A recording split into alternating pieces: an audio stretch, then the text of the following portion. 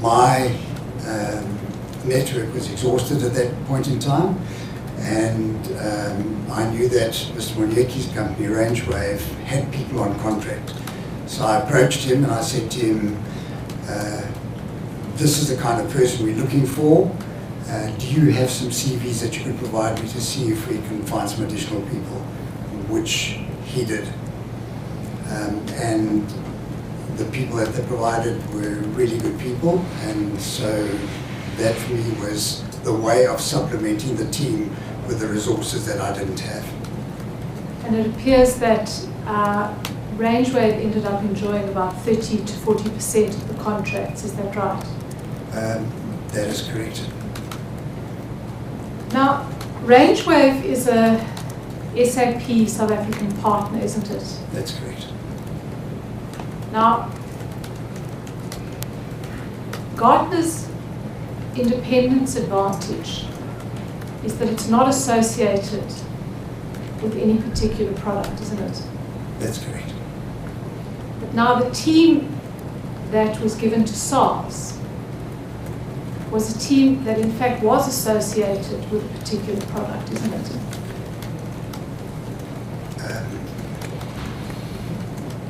That's not quite correct. So Rangewave do have an SAP, they are an SAP certified partner. The people they have on their books do more than just SAP, they do lots of other different types of work, so they're not all SAP type people. That is one of their offerings. So the people we requested were people that focus in the areas of governance, in the areas of security, in the areas of application development, etc. So a number of different types of resources. And also the IT strategy environment, if I remember correctly. So the CVs we got were of the kind of consulting people they use. There was one particular person who does have an SAP background, but that did not worry me because of the way we put them together in the team under Gartner people. So they never ever took a piece of work and did it themselves. They worked under a Gartner experienced person. Let me put it this way. SARS we see identified Gartner as the sole supplier based on Gartner's objectivity. That's correct. Yes. Gartner then subcontracted for 40% of the contract with a company that does not have that independence. Is that correct? Yes. So, in fact, the Gartner team that worked with SARS was not an independent team. That is not quite correct. So the way we structured the team, and on the very first day that we got the team together, the instruction was that you have no opinions. You will use the Gartner research, so we gave everybody access to the Gartner research, and that all opinions or any findings or recommendations or anything that came out had to be tested against Gartner research, which is what we did. So they worked under a stream lead who was a Gartner experienced person. Now, let's talk about that. Gartner's research that I have seen, this magic quadrant. The Gartner magic quadrant in contact center infrastructure doesn't recommend SAP. It's not in that under leaders.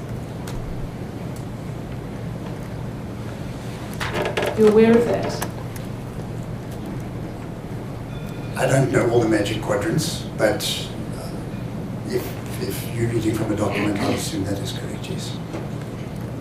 And yet, the recommendation that came out was for SARS to use SAP in the contact center.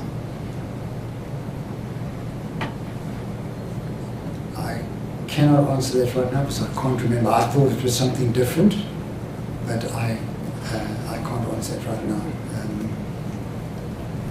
Gartner's I can tell you that that is the case as far as I understand.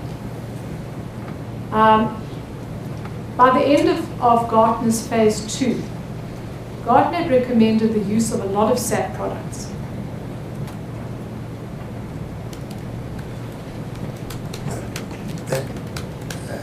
I don't think we ever recommended SAP. And this I think will be covered by the next speaker. So the SARS had invested quite a lot of money in SAP. And we found out that, for instance, for tax and revenue management, they invested money in licenses for TRM, but had never actually used them. There was a requirement further on which would be appropriate to use the TRM licenses for. But there was never ever a recommendation just to go direct SAP. But as I say, I'm not fully versed with that at this point in time. I know that Mike Lithgow will cover that in his session. I'll pick that up with him. At the moment, my concern is this, that Gartner gets the job because of its independence. It onboards a company that is patently not independent.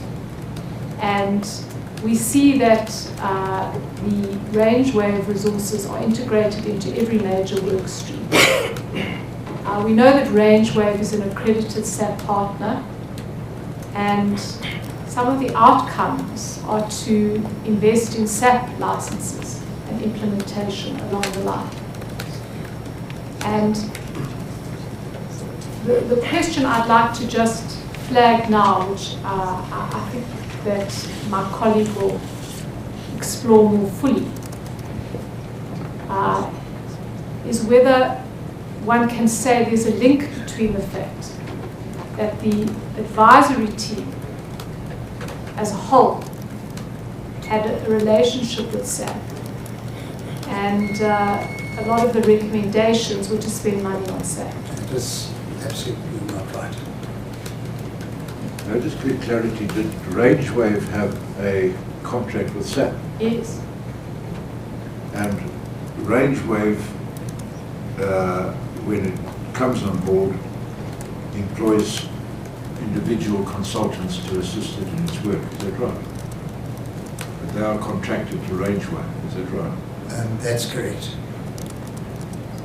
We did interview all of them, all the people that were put forward before deciding as to whether they would be appropriate to use in the project or not. I understand that, but they have a contract with, they are contracted by RangeWave. It's one area of their business that has a SAP capability. I understand that, but the individuals who then do the work for RangeWave, they are contracted with RangeWave. Correct.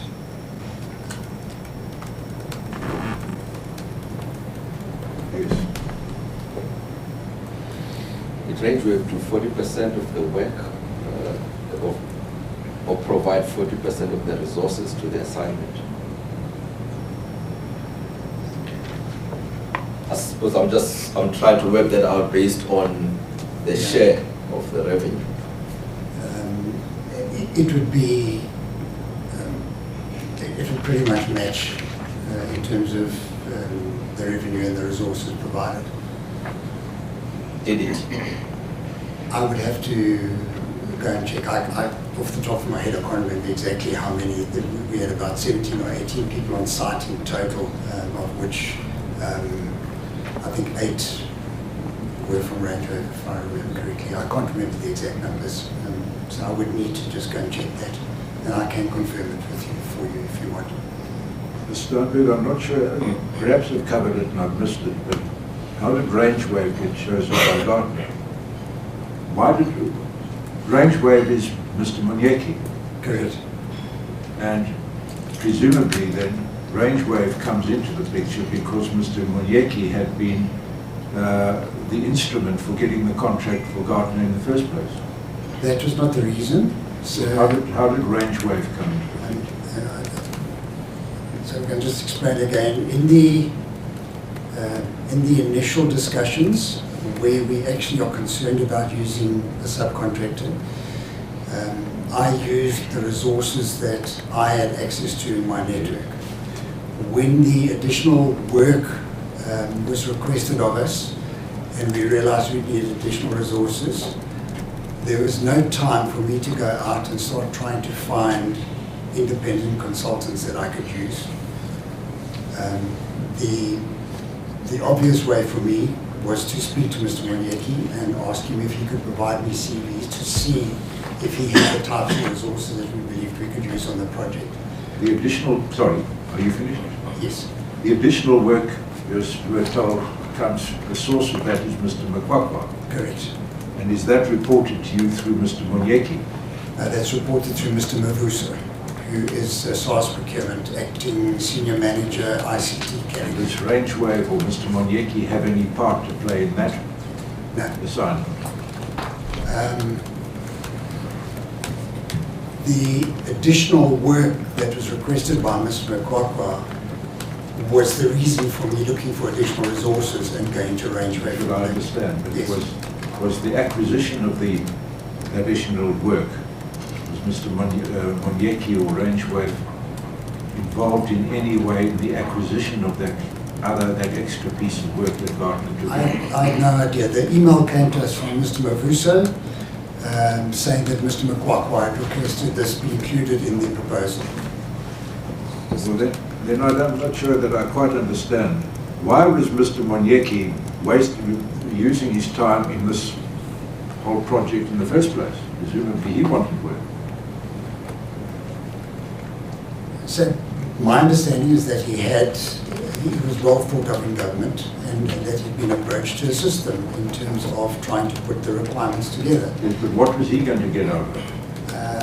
At that point in time, as far as I was concerned, nothing. There was nothing to say to me when he came to me to say, I need some work out of this or anything like that. In fact, I pushed back on the fact that we're concerned about using a subcontractor.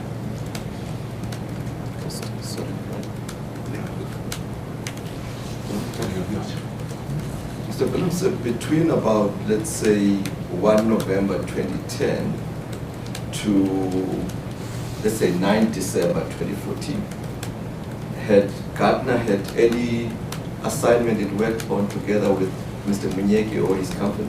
No, that's why I tried to go into a lot of detail to specifically say that we had absolutely no work that came from any interaction with Mr. Monyeki. I'm asking really to understand what was magical in his being picked in 2014 December for this assignment.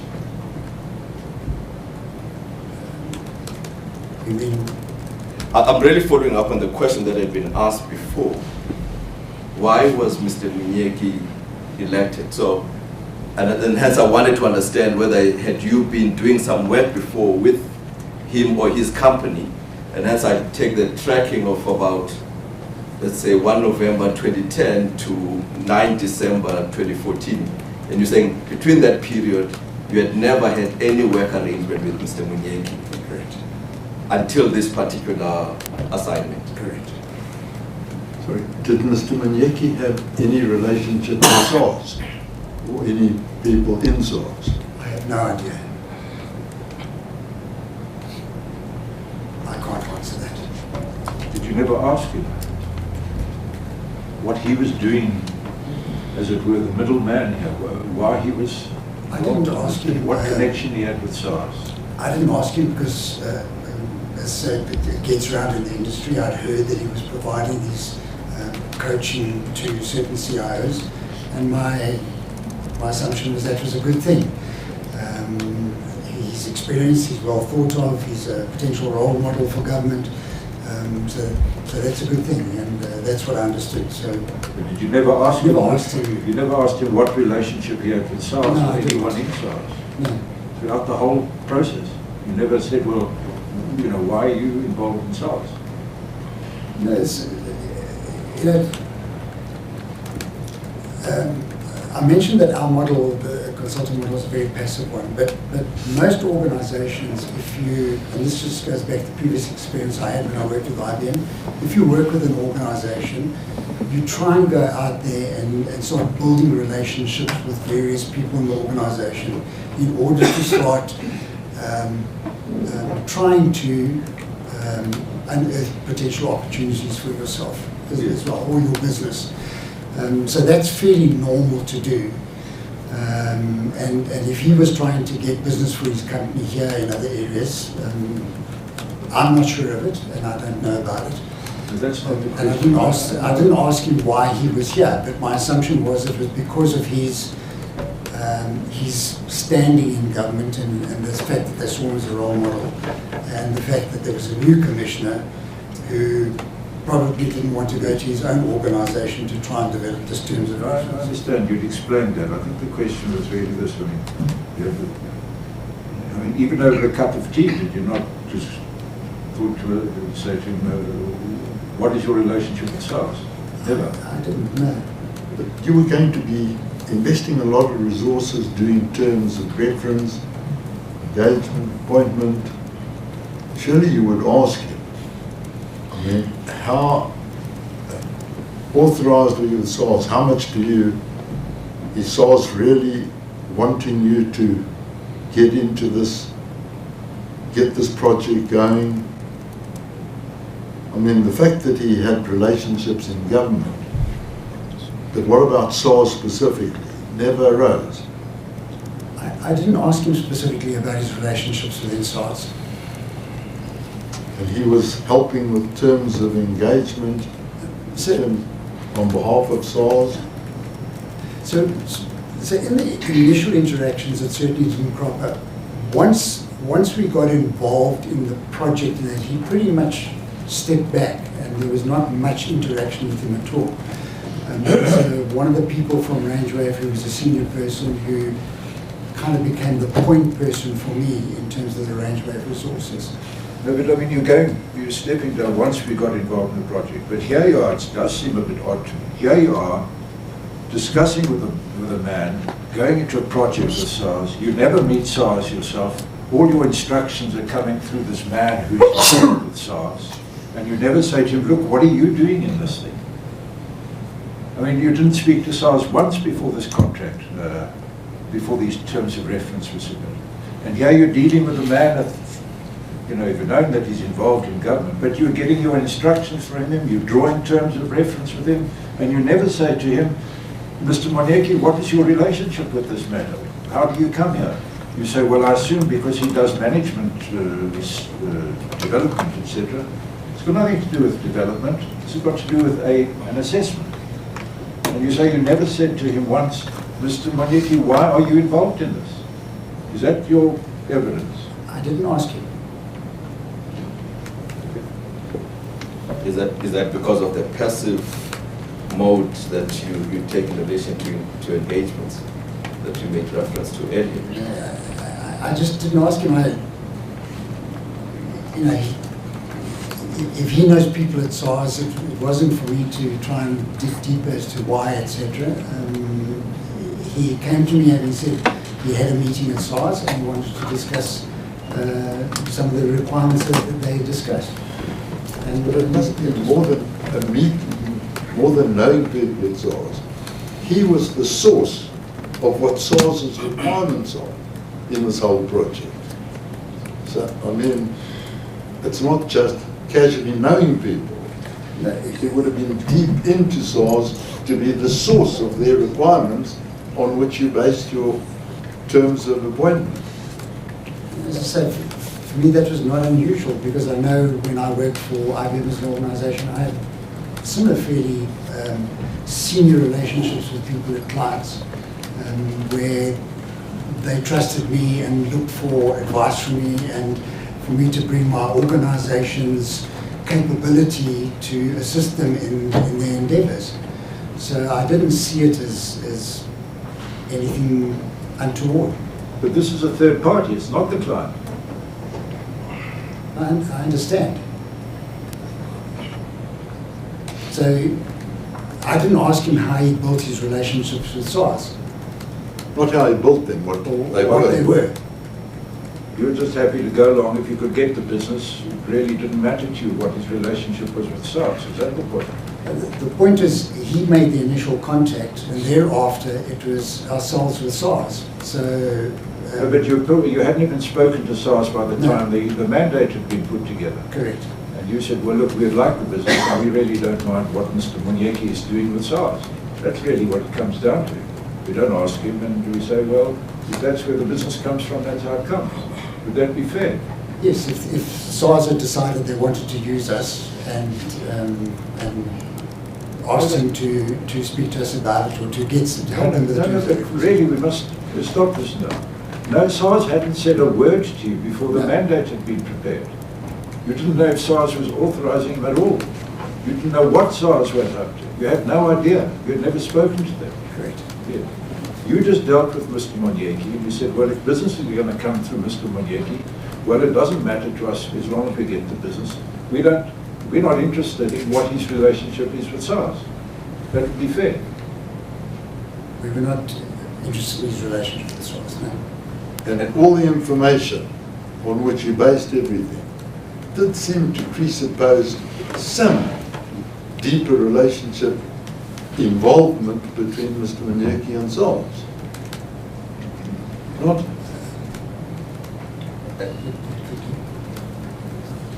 Sorry, just No, one. there was nothing, I can't specifically say yes on that. I can't answer because I didn't know what the relationship was in the background.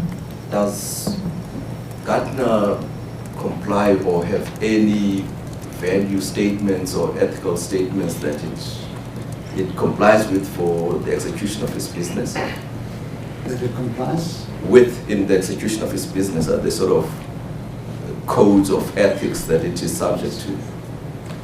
It does. It does.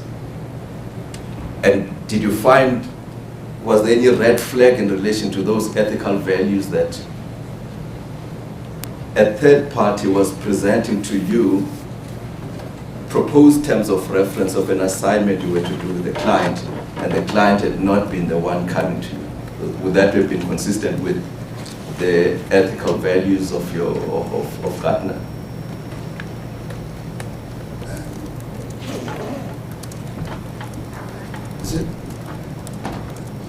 It's not totally unusual for that to happen, where a third party has been involved with the client, can't deliver the type of service themselves, and they talk to us about it, having spoken to the client as well, and they approach us and say there's an opportunity, would you like to talk to them? So I'm sorry, I've got to stop you. Talk to them. We're not talking about talking to them. Yeah. So if you could deal with my colleague's question, but just keep the facts correct. It wasn't about talking to SARS. That's what I think might be bothering us. You were having the third party. Yes. You didn't know what the third party's role was in this. The third party was drafting the terms of reference and proposing them to you, and you never understood what the relationship was between the third party and the potential client. And you're saying that didn't raise any red flags from the values and the ethics applicable to Gartner. Your internal values, do you have any statement that deals with the values and ethics of Gartner? I can't recall them off the top of my head, I'm afraid. But we do, Gartner does have an ombudsman who ensures that we abide by these types of, by the ethics of the organization. But let's forget about maybe whether they are or no ethical statements relating to such matters. But saying there was never a red flag raised with the kind of contracting and how it was triggered. I didn't see a red flag at the time, no. I have something from the internet, Gartner's Code of Conduct. It's integrity, do the right thing, objectivity, be independent and unbiased in everything we do. And just to jump, two that say ignorance of the law is not a defense, and but everyone does it is not an acceptable excuse. I think you were ignorant of the law at that point, weren't you? Which law? Procurement. South African procurement law.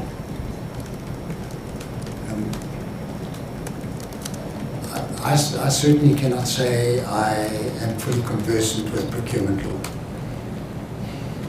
So could I just follow again, Mr. Minister, when you wanted to subcontract 40% of the engagement to Rangeway, was SARS, easy, no significant inquiries, why Rangeway, what are their capacities?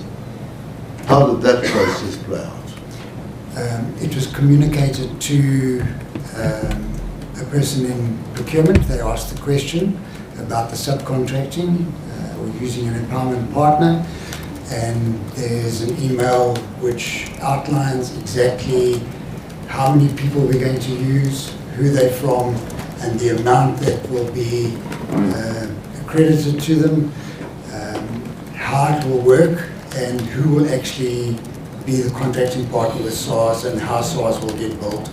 So there is an email that covers all of that, and SARS were fully aware of it. Judge, I'm a little concerned about time. This witness has taken longer than expected, and I know that Gartner have ground they want to cover.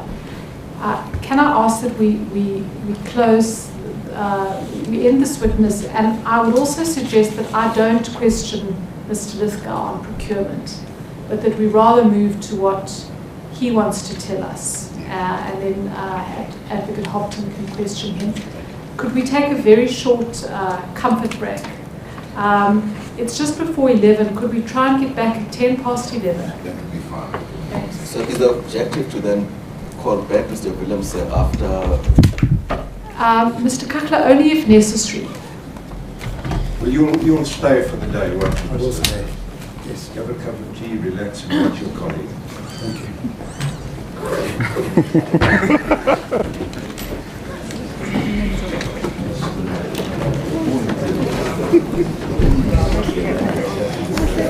Morning.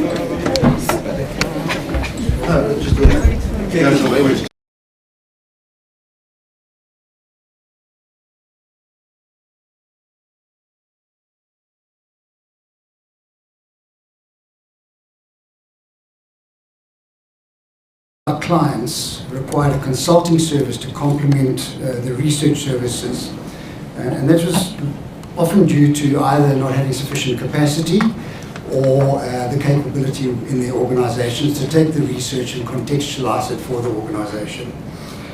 The cost of bringing in international consulting resources was becoming prohibitive because of the exchange rate, and so we started building a local consulting capability to assist the clients. In December 2004, Gartner announced that they were acquiring Meta Group, and in the early part of 2005, the transition of Meta Group across to Gartner took place. This left the transition of the two sales agents representing Meta Group and Gartner in the South African territory. And we had a joint session where we talked about who had come across from Meta Group into the Gartner stable, the Gartner sales agent stable. One of the discussion points was around the consulting group, and the owner of the local sales agent for Gartner was concerned about taking on, we had 4 consultants at that stage, was concerned about taking on these 4 consultants in case we didn't have sufficient work for them, and she would then financially potentially be under pressure paying for people that were sitting on the bench. So we had a lot of discussion around this, and in the end, the consultants came across to the Gartner sales agent on a total risk basis. So no salary, and they only got paid when they worked. The feeling was that the consulting service was something that was required by clients, and they were prepared to take the risk in terms of adopting that model.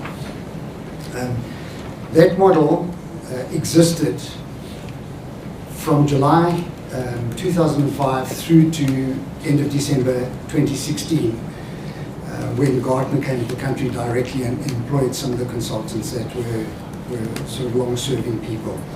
But throughout that period, they worked on this risk basis. As you'll appreciate, it's extremely difficult to attract people to come and work for an organization on that basis.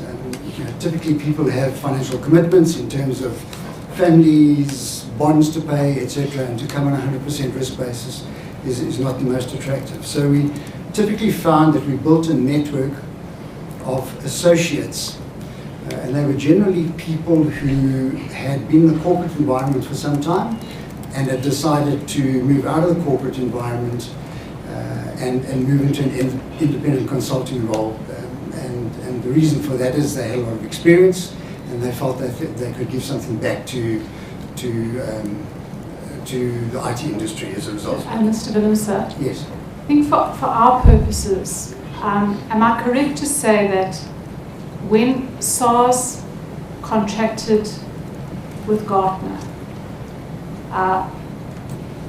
even though they had a stringer contract with Zimaleo, for all intents and purposes, SARS contracted with Gartner, and you were as good as being Gartner.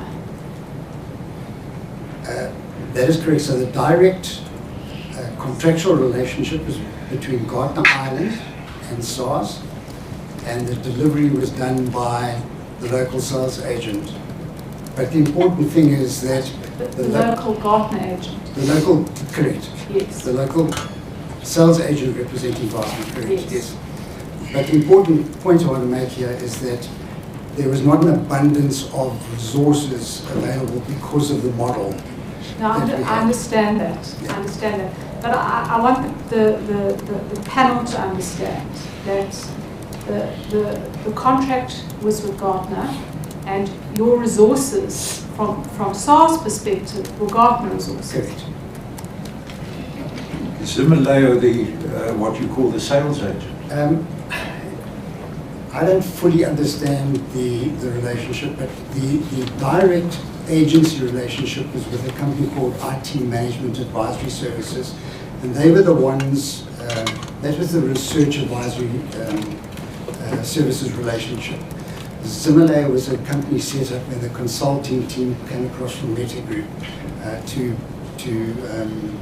I guess, handle the administration of the consulting work. Yes. But as council says, the contract is with Gartner, the execution is Gartner's responsibility, Correct. and we can proceed from that basis. Yes, absolutely.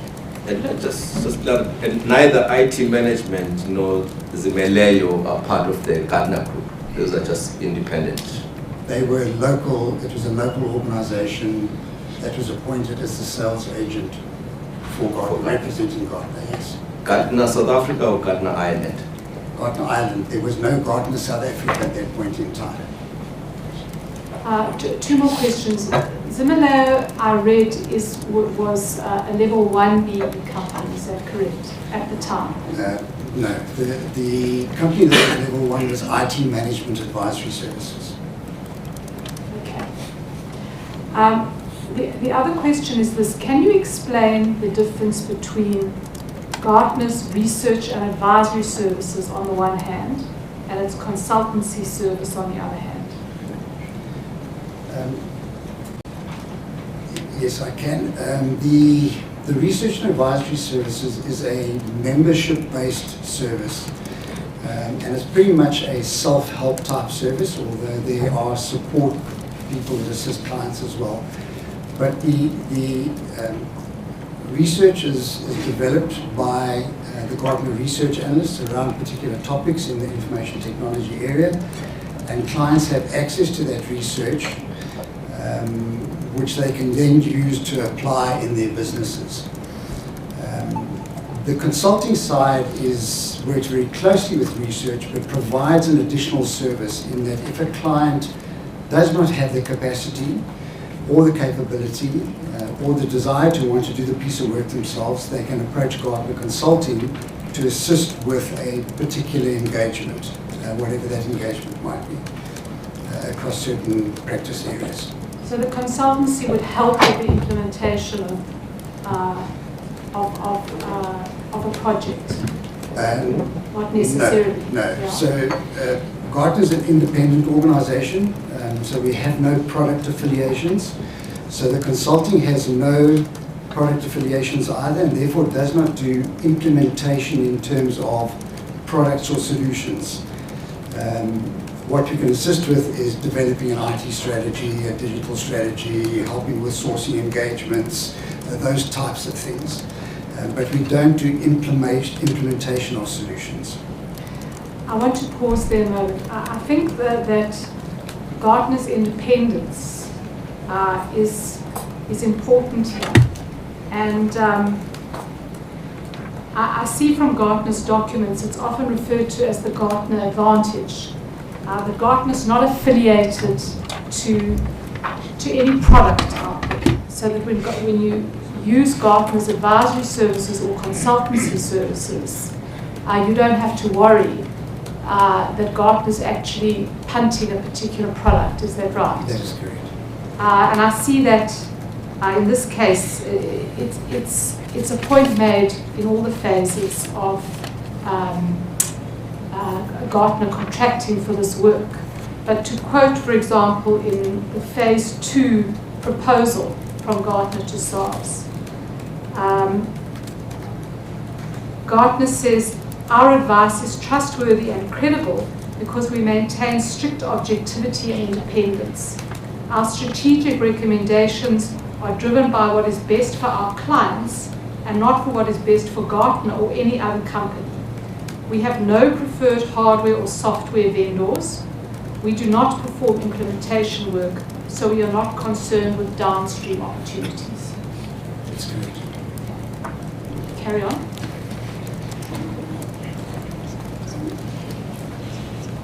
So just to get back, so we had this consulting model, and the consulting model we had was a very passive one. So it was not one where we actively went out and looked for business. The business that came to Gartner Consulting was in two forms. One where clients approached us directly because they wanted that independence and that objectivity that Gartner provides. And the second was where our research salespeople might be visiting one of their clients and the clients start talking about a specific initiative they would like to embark on, and the research will not provide the full capability that they're looking for, and they're therefore looking for some additional support. So those were where the opportunities came from. Typically, let's say, clients approaching us directly or through the sales team.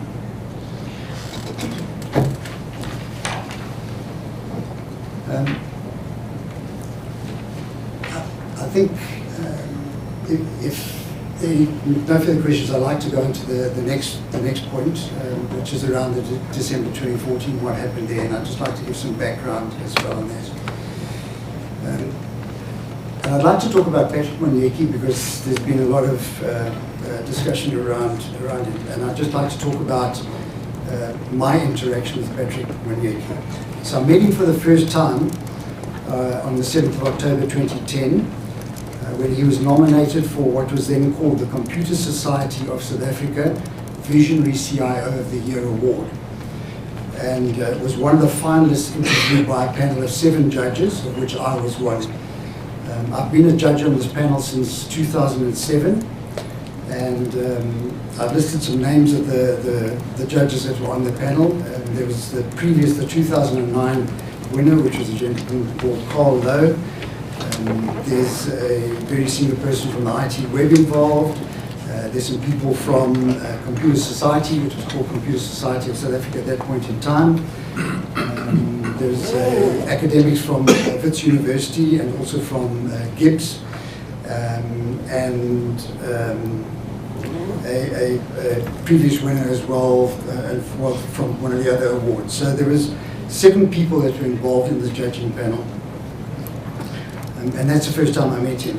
And I'd like to just read a quick paragraph which was supported his nomination as Visionary CIO of the Year. And it said Patrick Miyagi was appointed director to the De Beers Group Services Board in February 2009. He has been at De Beers since 2002, first as CTO and then as CIO. From 1997 to 2002, he was CIO, and his responsibilities included IT leadership and strategy, which provided enterprise-level visioning, strategic planning, direction setting, and governance across the De Beers family of companies. He facilitated the identification and establishment of internal structures and external partnerships that will deliver strategic advantage, as well as facilitating the provision of appropriate commercial and mining technical business applications. He has an MBA as well as a BSc Honours from the University of the Witwatersrand and took part in the Accelerated Development Program at London Business School. He also has a BSc from the University of the North. Patrick did win the Visionary CIO of the Year that particular year in 2010. On the 20th of February 2011, Patrick contacted Barbara Robertson. She was the, originally her relationship with Patrick was, he was a client when he was at De Beers of Gartner. He had a membership to the Executive Program Service, Research Service. And Barbara Robertson was the salesperson who was supporting him at that point in time. So he reached out to her and asked if she could set up a meeting with herself, myself, and Patrick. And the subject of the meeting in the meeting notice was to discuss possible collaboration. Patrick had left De Beers and told us that he was planning to set up a company mainly outside of IT, but he was still looking to do some ad hoc work in the IT environment, and spoke about what opportunities might exist at Gartner. We spoke about 2 things, and the one was an executive partner role. So I mentioned the executive program's research membership that our clients subscribe to. That's typically aimed at the CIO of the organization. And as part of that service, Gartner appoints what we call an executive partner, who is typically an ex-CIO, who will provide support to the CIO member of the research service. So we talked about that role, and we also spoke about the consulting risk model that we had in place at that point in time. Nothing further came of that meeting. There was no follow-up to it at all. I'd been working on an accelerated leadership development program for government CIOs, which I believed was a requirement in the public sector. In my dealings with public sector, we found that a lot of people were being put into positions without the relevant background and skills and experience, which was not fair on them because they were expected to deliver. And quite often they would kind of see it out for a year and then become quite marketable to the private sector, and they would leave the public sector. So there were 2 issues that I thought existed. One was they were not provided with the relevant amount of experience to be successful in their jobs, and they also did not stay in them long enough, and the churn within government CIOs was quite substantial. One of my colleagues, Walter Longwe, who was one of our public sector salespeople, approached Julius Secholi, who was the CIO at the Department of Social Development at that time, and he was also chair of the Government Information Technology Council, the commonly known as GTOC. And we met with Julius, Walter and myself, to discuss this potential program and whether he believed it would be of benefit to government CIOs. He was quite excited about it and committed to take it to a GTOC meeting where the other members would be, and to talk to them about this particular program, which he did. And the feedback was there was definite support for such a program, but that GTOC had no authority to be able to make a decision on behalf of government. So it kind of went nowhere from there again. On the 16th of February 2011, Walter Longway again and myself had a meeting with CETA. It was about a number of aspects, but one of them was around talking about this Accelerated Leadership Development Program again. Sorry, Mr. Williams, Yes. I'm not understanding the relevance of this background. I'm trying to just explain the interactions I had with Patrick. And I'm getting to the next point as to where I will mention Patrick again. So it's just a bit of a lead-in. There was this program. We tried a number of different avenues, and we then approached Patrick Monieki. Our understanding at that point in time was that he was providing a fair amount of coaching to government CIOs unofficially, because of his success in both the public sector, where he had been the CIO, Department of Home Affairs, prior to joining De Beers, and also his success at De Beers. So For nothing but the truth, so will you say I do? I do. Mr. Lithgow, just a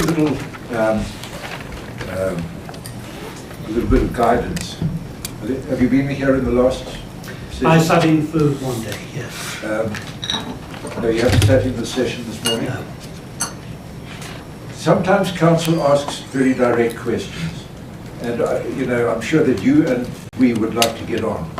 You're not constrained from giving a full answer, but the secret, I think, for us, is to give a direct answer first and then explain. It's very important that I should know and my colleagues should know what the answer is to the question. Otherwise, quite frankly, we might deal with you unfairly and that we misinterpret the answer. So it's important for you and for us. Thank you. Thank you.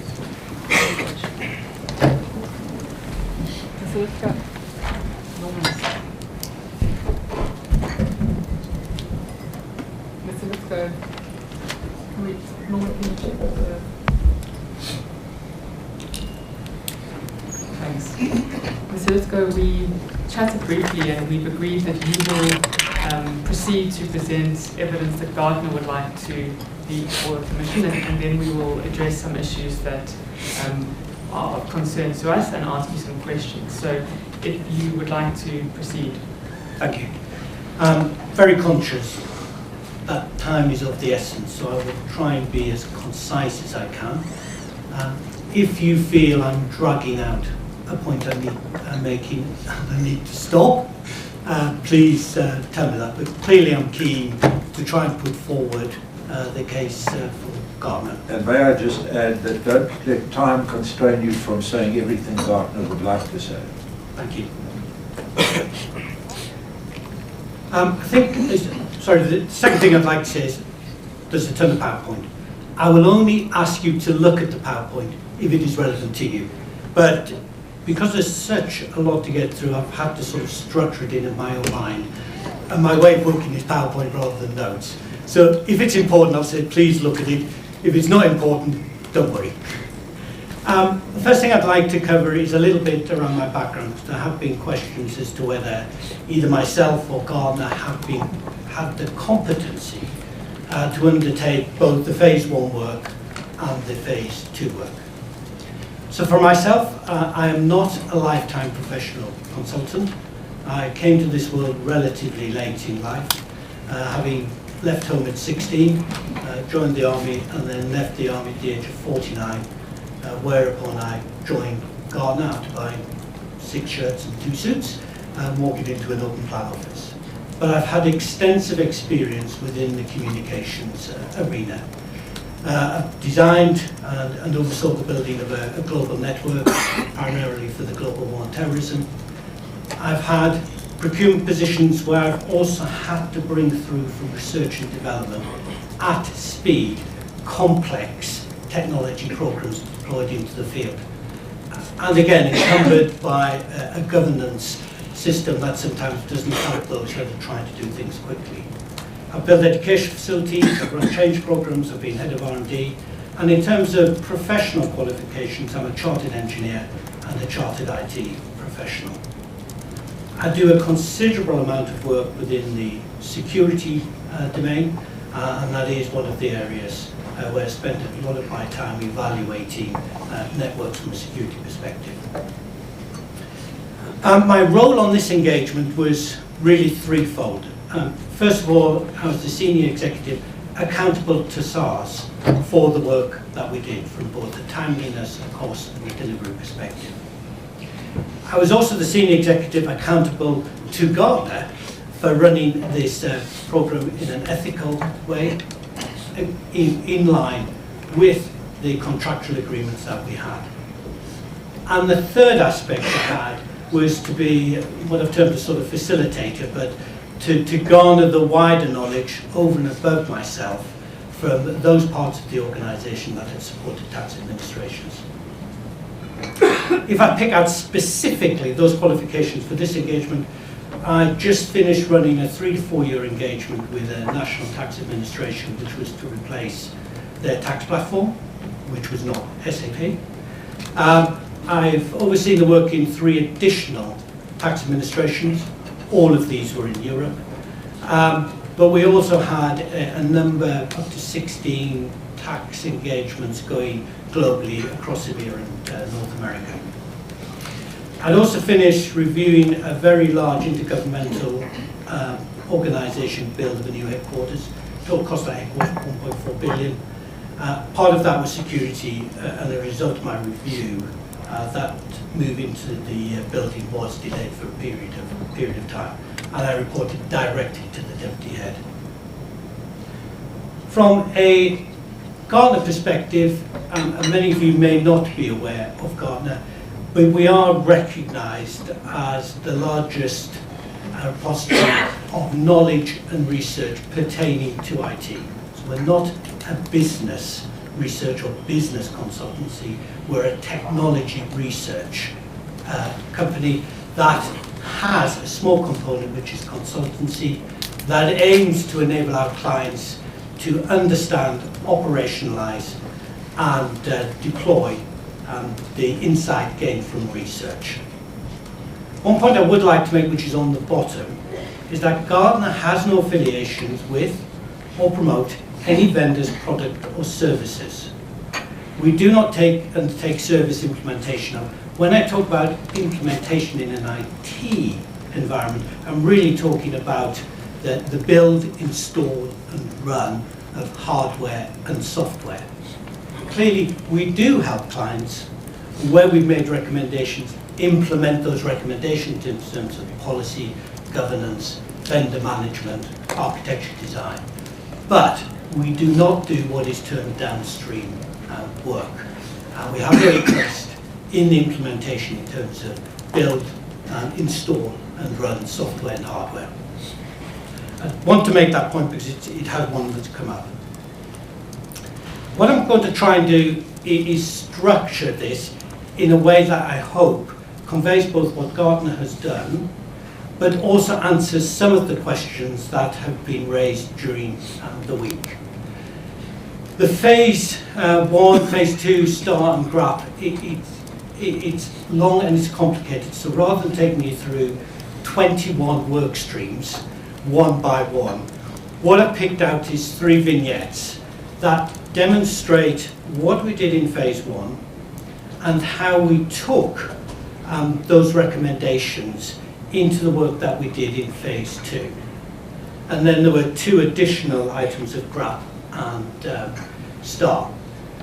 So the ones I've looked at are security posture of SARS, which I think is important, how Gartner helps SARS use technology to improve efficiency, so that effectively means reduce cost, and provide a better service to citizens, and an example of how our recommendations help change aspects of the procurement process to both reduce costs and upskill workforce. I'm going to pick these to try and illustrate Gardner didn't spend 2 years here producing shelfware.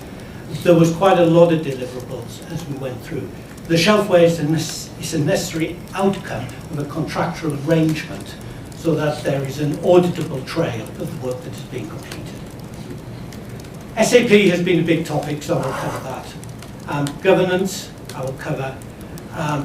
What did Gardner recommend SARS should do, and why did it not happen, and what were the barriers to change? So that's the way I've structured it.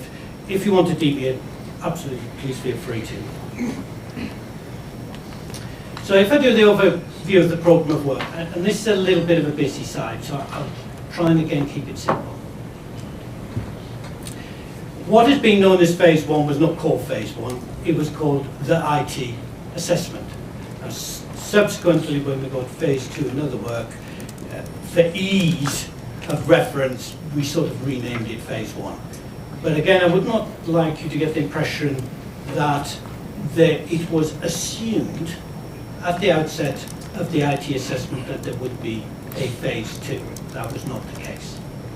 The IT assessment is a very standard product. It's a standard set of tools with questionnaires, with analysis that is undertaken on a large number of occasions. Now, who uses it? In general, the people who use it are going to be C-level executives, so that CEOs, COOs, CFOs, and CIOs, generally upon taking appointment, or when there has been a major breakdown in a transformation program. And at that point, they pause and say, what I would like to do is have somebody independent to review the work that we have done. It's not that I believe or disbelieve of what has happened. I just need someone who is not involved in the fray to be able to step back and say, okay, let me have a look at this, and let's compare how you've done and where you are compared to your peers. And therefore, we have a standard questionnaire to do that. Quite often, the outcome of this is, thank you. You've provided us with insight we didn't have. You've provided us with recommendations that enables us to take this forward, and we're very grateful for your involvement. Now, clearly, as a consultancy who is in the business of developing business, there is always a hope that the client will say, this is a fantastic piece of work. We would love you to stay and help us run it further on. But at the outset, whilst we might have hoped, there was no indication, certainly at my level, or expectation that would occur. Now, did Neville ring me up and say, Mike, there may be a great opportunity at the end of this to do a piece of work? Yes, absolutely. It would have been... Sorry, excuse me. Can you please turn that off? Thank you. It would be imprudent of us not to do some planning along those lines, which we did. But the first time I personally became aware that there was a definite interest directly in a phase two was with my briefing to the Commissioner. I don't remember the exact date, but I think it might have been something like the 18th of April 2015, where the Commissioner specifically asked, Michael, if I asked you to do this work, what would it cost? And I gave him a ballpoint figure that was associated with that. We were then asked to take forward the recommendation we take forward to help them implement it. Now this, in Gardner terms, is called phase two, but I think in the documentation there's a separation between phase two and phase three. And I'll talk specifically to phase three.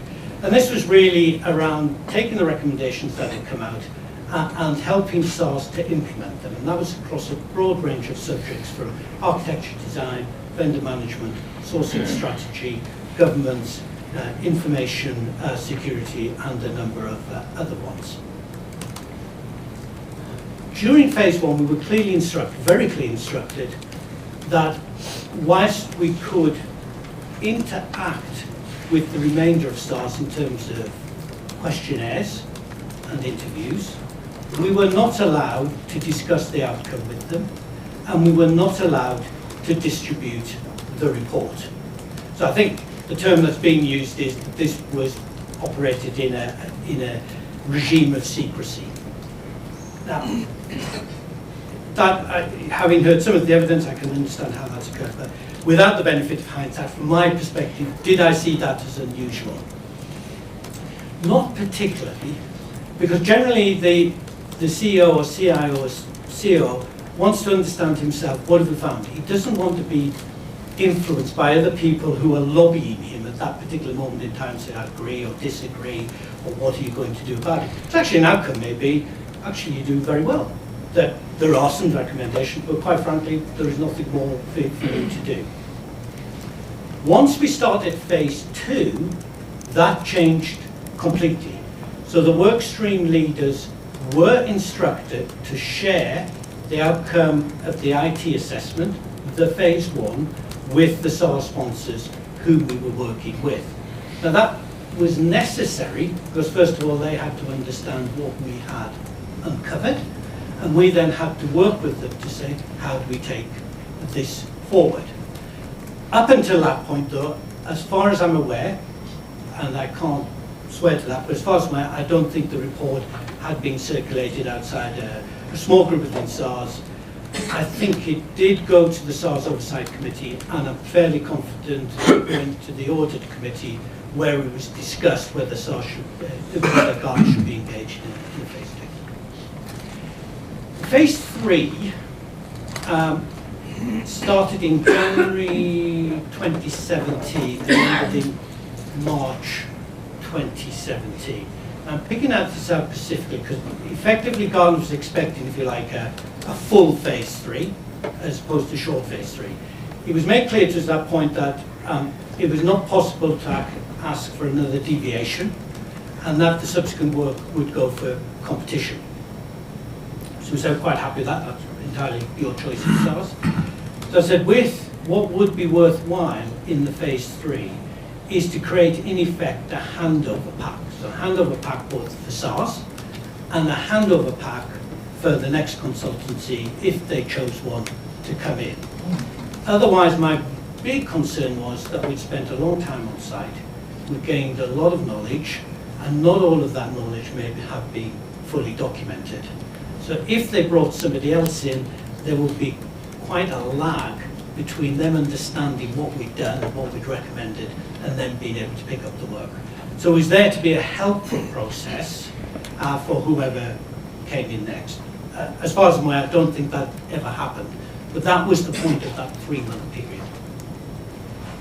Simulate attack and response I'm going to separately was a specific security, as it's one of the vignettes. I'll not cover that here. And the same with the generally recognised accounting practice. As I'm going to cover that later on, I won't spend time doing this. All I would say is these were 2 separate activities to the phase 2 and phase 3. Now, you don't need to read this at all. The point I'm making on this is that, and it's unusual for Garda to have done this, for this engagement for phase 2, Garda put in place a substantial oversight committee that sat outside of South Africa. This oversight committee did not bill on this engagement. And the purpose of the oversight committee was to ensure that the work that we were doing was in line with Gartner's latest research and best practice, because we had a substantial number of stringers from Range Wave, which were a concern to us. They had never seen Gartner research, they didn't understand our templates, and therefore I felt from a quality perspective that needed to be put in place. With effect from the 25th of June, I think it was 2015, I also instructed the Gartner Program QA to approve every single document that was released to SARS.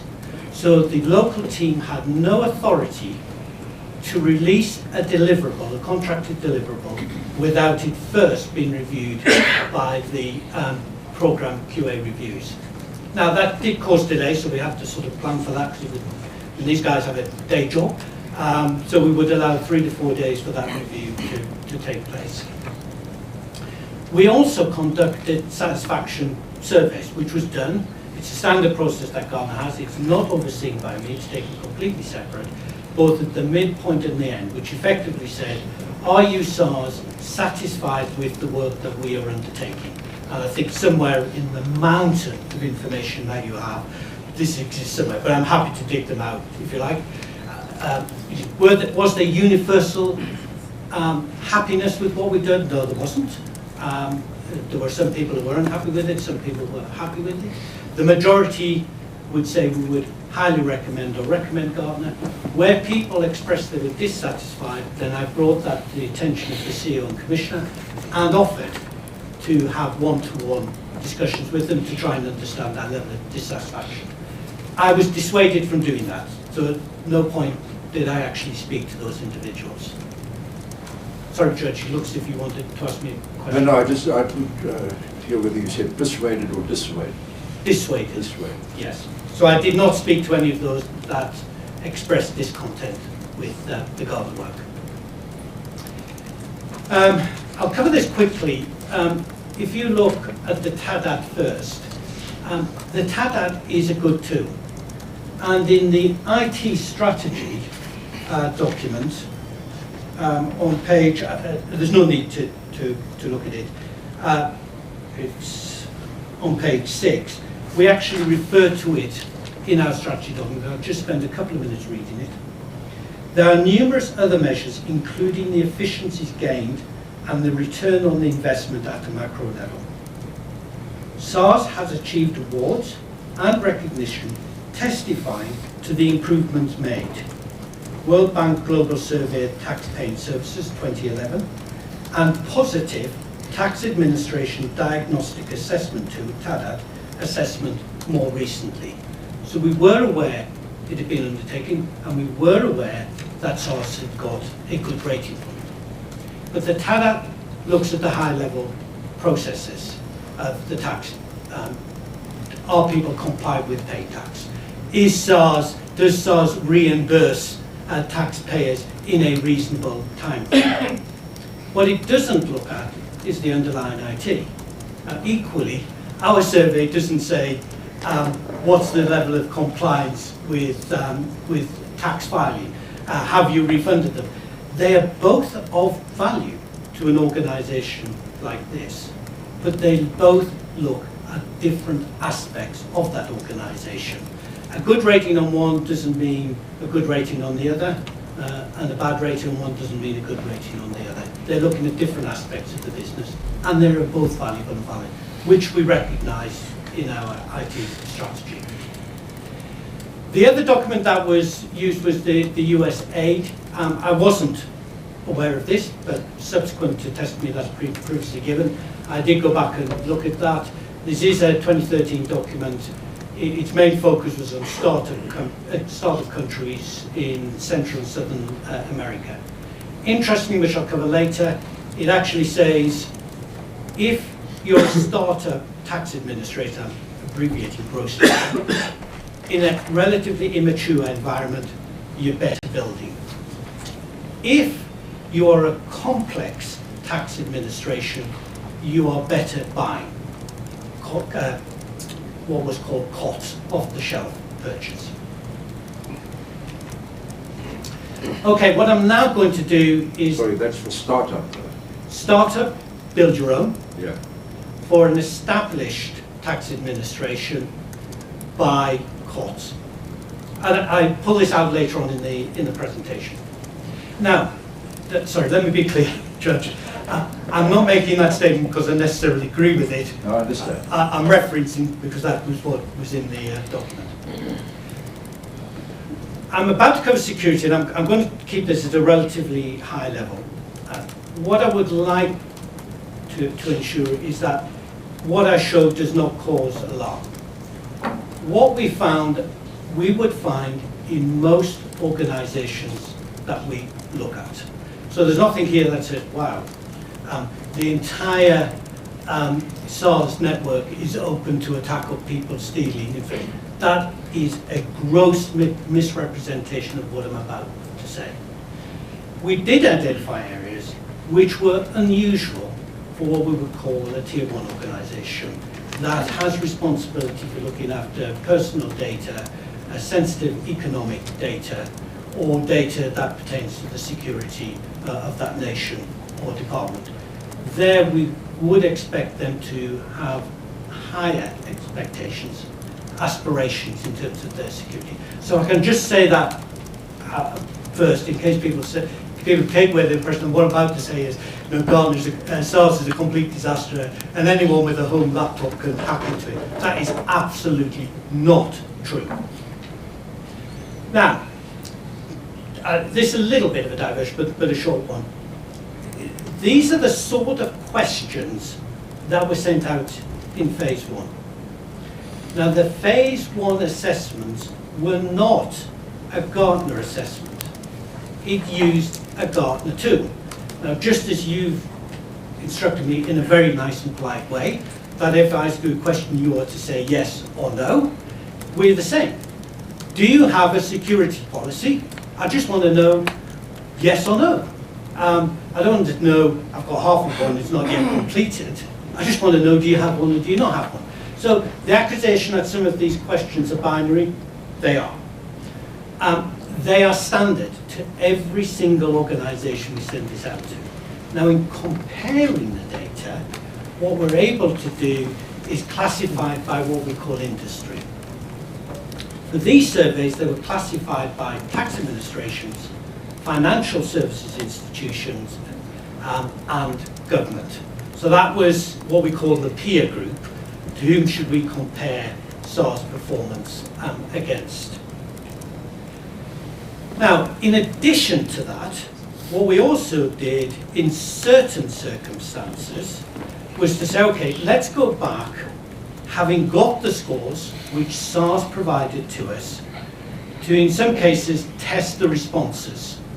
So I think one of the previous witnesses put up a slide that said, Gartner stated on here that we should take this on trust. And there was surprise expressed as to why that should occur. It was ineloquently written, so I completely accept that. But what we were saying was that actually I need to take these on trust because we haven't been able to verify them. This is what SARS is saying about themselves, and this is the score that comes out of the answers that they have. Now, the interviews added further enlightenment as to why those answers may have occurred. But the interviews did not influence the scores. Now, there were areas where I felt that the view of SARS was perhaps higher than what we had seen or what we had heard from interviews. That didn't mean I changed the scores. It just meant that I would put in a comment and say, I haven't been able to really find evidence to back up what they've said, but this is their score. I'm not going to go through them, although my counsel will probably bollock me when I come out of here, around the various interview notes we've got. But there were a significant number of comments that said we were unhappy with the governance and the way SARS was run. Now, there's equally a number of comments that said we're happy with how SARS is run and the governance. And it's beholden on us when we're doing an independent review to present a balanced view as to what we have found. So to have completely ignored all the bad comments or completely ignored all the good comments would be an unbalanced view. But clearly when we looked at some areas where we felt that there was a significant amount of risk, we would highlight and say these have been made by a number of senior people. And again, we've seen, Judge, the comments from those senior individuals.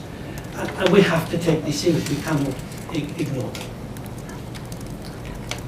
them. So this is a typical output from the phase 1. There's a massive deck, 226 slides, I think it is. And I will absolutely not bore you with that. But what we did was we took the score, and if you look in the top right-hand corner, what I put in there is what was the score that this particular area got for this particular survey. These scores are out of 5. And there we said, actually, we didn't really, from the responses we got to the questions, and having done the analysis on that, we sort of didn't really see that there was any risk management. We didn't see any formal strategy for the management and protection of the networks to the level that we would have expected. We couldn't really find any formal strategy that existed. I'm sort of clouding it because by saying we didn't find, we're responding to the scores that were given by SARS. Now at the bottom, what we say is, if this is indeed the case, what are the sort of things you should do as SARS? Now this comes to the point that why to stand alone? Because SARS could take this and say, thank you, Mike, we will appoint a CISO, we will establish an effective security program, we will define identity and access management, and we will establish a cybersecurity strategy. Actually, you can write that yourselves if you so wish to. And that's the point. The whole point of this is to say, actually, you as a client may not need this anymore. Absolutely, do you like it? If you do, that's fantastic. But you don't have to. However, they did ask us to do some more work. So this is the linkage between phase 1, what did we find and what did we recommend, and phase 2, what did we do to help them. Now, on security, Gartner does take a different approach to most other organizations. So most other organizations, if I liken it to an estate with a fence around it, most other organizations say what we have to do is police the fence. We have to make sure absolutely nobody can get through this fence. And if there's a hole in the fence, we've got to fix the hole. And in security terms, you find that hole by what's called penetration testing. Can I penetrate your network? And vulnerability assessment, there's a hole there, please fix it. It's perfectly valid. SARS do that, and I think they do it quite regularly, and it is a standard practice. Gartner comes from the point that says that that's okay, but how do you account for somebody who's tailgating you through the gate? How do you account for somebody that is using a drone to fly over the fence and look at what you're doing? So what Gartner says, that's great, but let us understand, is actually anybody interested in SARS? Are you so boring as an organization that even if you don't have good security, nobody will waste their breath trying to get into you because there's nothing there? So what we do is to say, is there any interest in SARS? Who is interested? And why are they interested? Now to do that, we do use a very specialist organisation which is regulated by the City of London that does this on a global basis, and it does an intelligence and threat assessment. So it says, who do we know is operating in South Africa at 3 levels? State, organised crime, and hacktivists. And of those groups, who would have an interest in SARS? Why would they have an interest in SARS? And what capability do they have to get into SARS? So this was really what the STAR program was about, was defining those threats. The first piece was to say, are there any obvious vulnerabilities that we can identify? Now these vulnerabilities were not taken by Gartner attempting to monitor or gain access to the SARS network. This is drawn from what was available on the dark web. Now again, it's a very regulated organisation, so this organisation is not allowed to buy information at all. So this is what was openly available that they could find. Now that, in my mind, would indicate, looking at what is there, that there is probably a considerable amount of more useful information that somebody who has less than benign interest in South Africa that they could use and exploit. But again, let me restate. If I went into another government department in UK, Germany, or France, would I find this? Yes, I would. What I'm saying is that our job was to say to SARS, let's take you to the next level of modernisation. Modernisation has got you to a level, but you aspire to go to a level beyond that. And if you aspire to go to a level beyond that, these are the sort of things we should not find in an organisation like yours. I think I've covered this. The only thing I'd cover at the bottom is what we tried to describe to them is what does good look like for an organisation like yours? And what we would have expected to find is something called a Security Operations Centre and the Cyber Incident Response Team. They effectively monitor the activity that is happening, either people trying to get in to the organisation or monitoring activity within the organisation. And the Cyber Incident Response Team says, now what do we do about that? Now, I have been asked, therefore, as a result of this survey, can you state categorically that SARS has been hacked? And the categorical answer to that is no. But I will go back to the very large organisation that I worked with, which had left its, in effect, an open gate at the internet face for 4 weeks. And they asked me, will we have been penetrated? And I said, I cannot prove that. But I said, on the balance of probability and given the sensitivity of the information you have, my advice would be that you should work on the assumption that you have been. Because frankly, given the level of interest in your organisation, I feel it's inconceivable that somebody has not attempted that. So again, there's panic. So I said, wow, our networks are now infected and we've got people running all over them. Well, to be honest, even the most secure organisation in some time is likely, even the Pentagon, is going to be penetrated at some time. That's not the point. The point is you change how you look at security from let me guard the fence to let me have patrols within the compound to see who is there. And it's that change that we were recommending. Again, I won't go through this, but again, this is an excerpt from, this is actually a real organised crime organisation, the Business Club. I won't go through it, but there's quite a lot of detail that we gave them. And this detail is specific to South Africa, and within South Africa, we judge SARS to be of significant interest. Now, again, when people are interested, it's not that they want to disrupt you, they just want to have information. You've got a lot of valuable economic information pertaining to South Africa in SARS. You've got a lot of personal data that's in SARS, which is exploitable and usable. So you may never know that somebody is here, ever. But my view would be, as a professional security person, I think on the balance of probability, you should assume that someone is there. And again, I don't sound alarmist, because most organisations, if I went to Majesty's Revenue and Customs, I would say the same to them. That's okay. You just need to have a different security posture. Again, I'll not go through this, but we recommended, and a Gartner individual actually sat on the interview panel for the selection of the CISO. And we then went on to develop a comprehensive plan for this, which again, I will not go through in detail. We also produced a program of work that we recommended SARS undertake.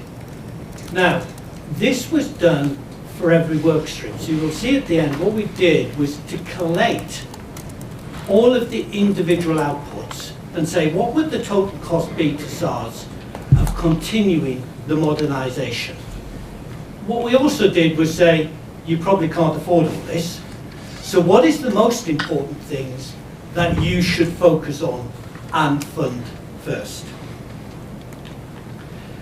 Now, there have been questions which I'll address now from the advocate that was given to me that said, well, okay, Mike, but STAR was stopped halfway through. What did you do with the rest of the money? Now, the reason it was stopped was because, having identified the threats, we create threat scenarios. And we then asked SARS, through a workshop, do they agree with these threats? Please choose one, and we will replicate the tools, tactics, and techniques that that actor uses and attest whether you're secure or not. At that point, for understandable reasons, both Security Service and SARS said, we do not wish a non-South African-based entity to attempt to penetrate our networks, which is a reasonable thing to do, so we stopped at that point. What we then did was say, okay, what else, is there anything else you would like us to do? And in effect, we completed security strategies, business case preparation, organizational design, effectively acting as the initial operating team for the newly appointed CISO.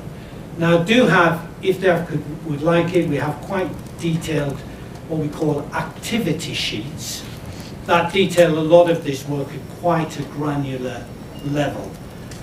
They're not complete, but we're very happy to give you as much as we have on that. So that was the first vignette. Second vignette was to say, how could we use technology to create greater efficiencies and savings? Now this vignette is around the contact center, which came up earlier this week, I think, or it might have been last week. So what we said from the assessment was, actually you have a contact center. I would mainly describe its purpose as really sort of a call center supplemented with support for email queries. And in that respect, it was okay, and it got an okay rating from us. But what we said was, actually, if you look at the demographics and the behaviors of the people who are most likely to be liable for tax, they're going to want to interface with you in a different way. They're not going to want to wait on a telephone for 15 minutes for somebody to answer it and then be passed to somebody else. They're not going to want to send an email and it may or may not be responded to. They want to contact you in a different way. You know, as you buy a mobile phone, you'll browse through Vodacom's site, and then this little box will come up and say, "Hi Judge, can we help you? I see you, your phone is due for renewal. Have you given any thought to that?" And you may ignore it, because then actually I don't like to interface with Vodacom on that basis. I'd rather go to a shop, a branch office.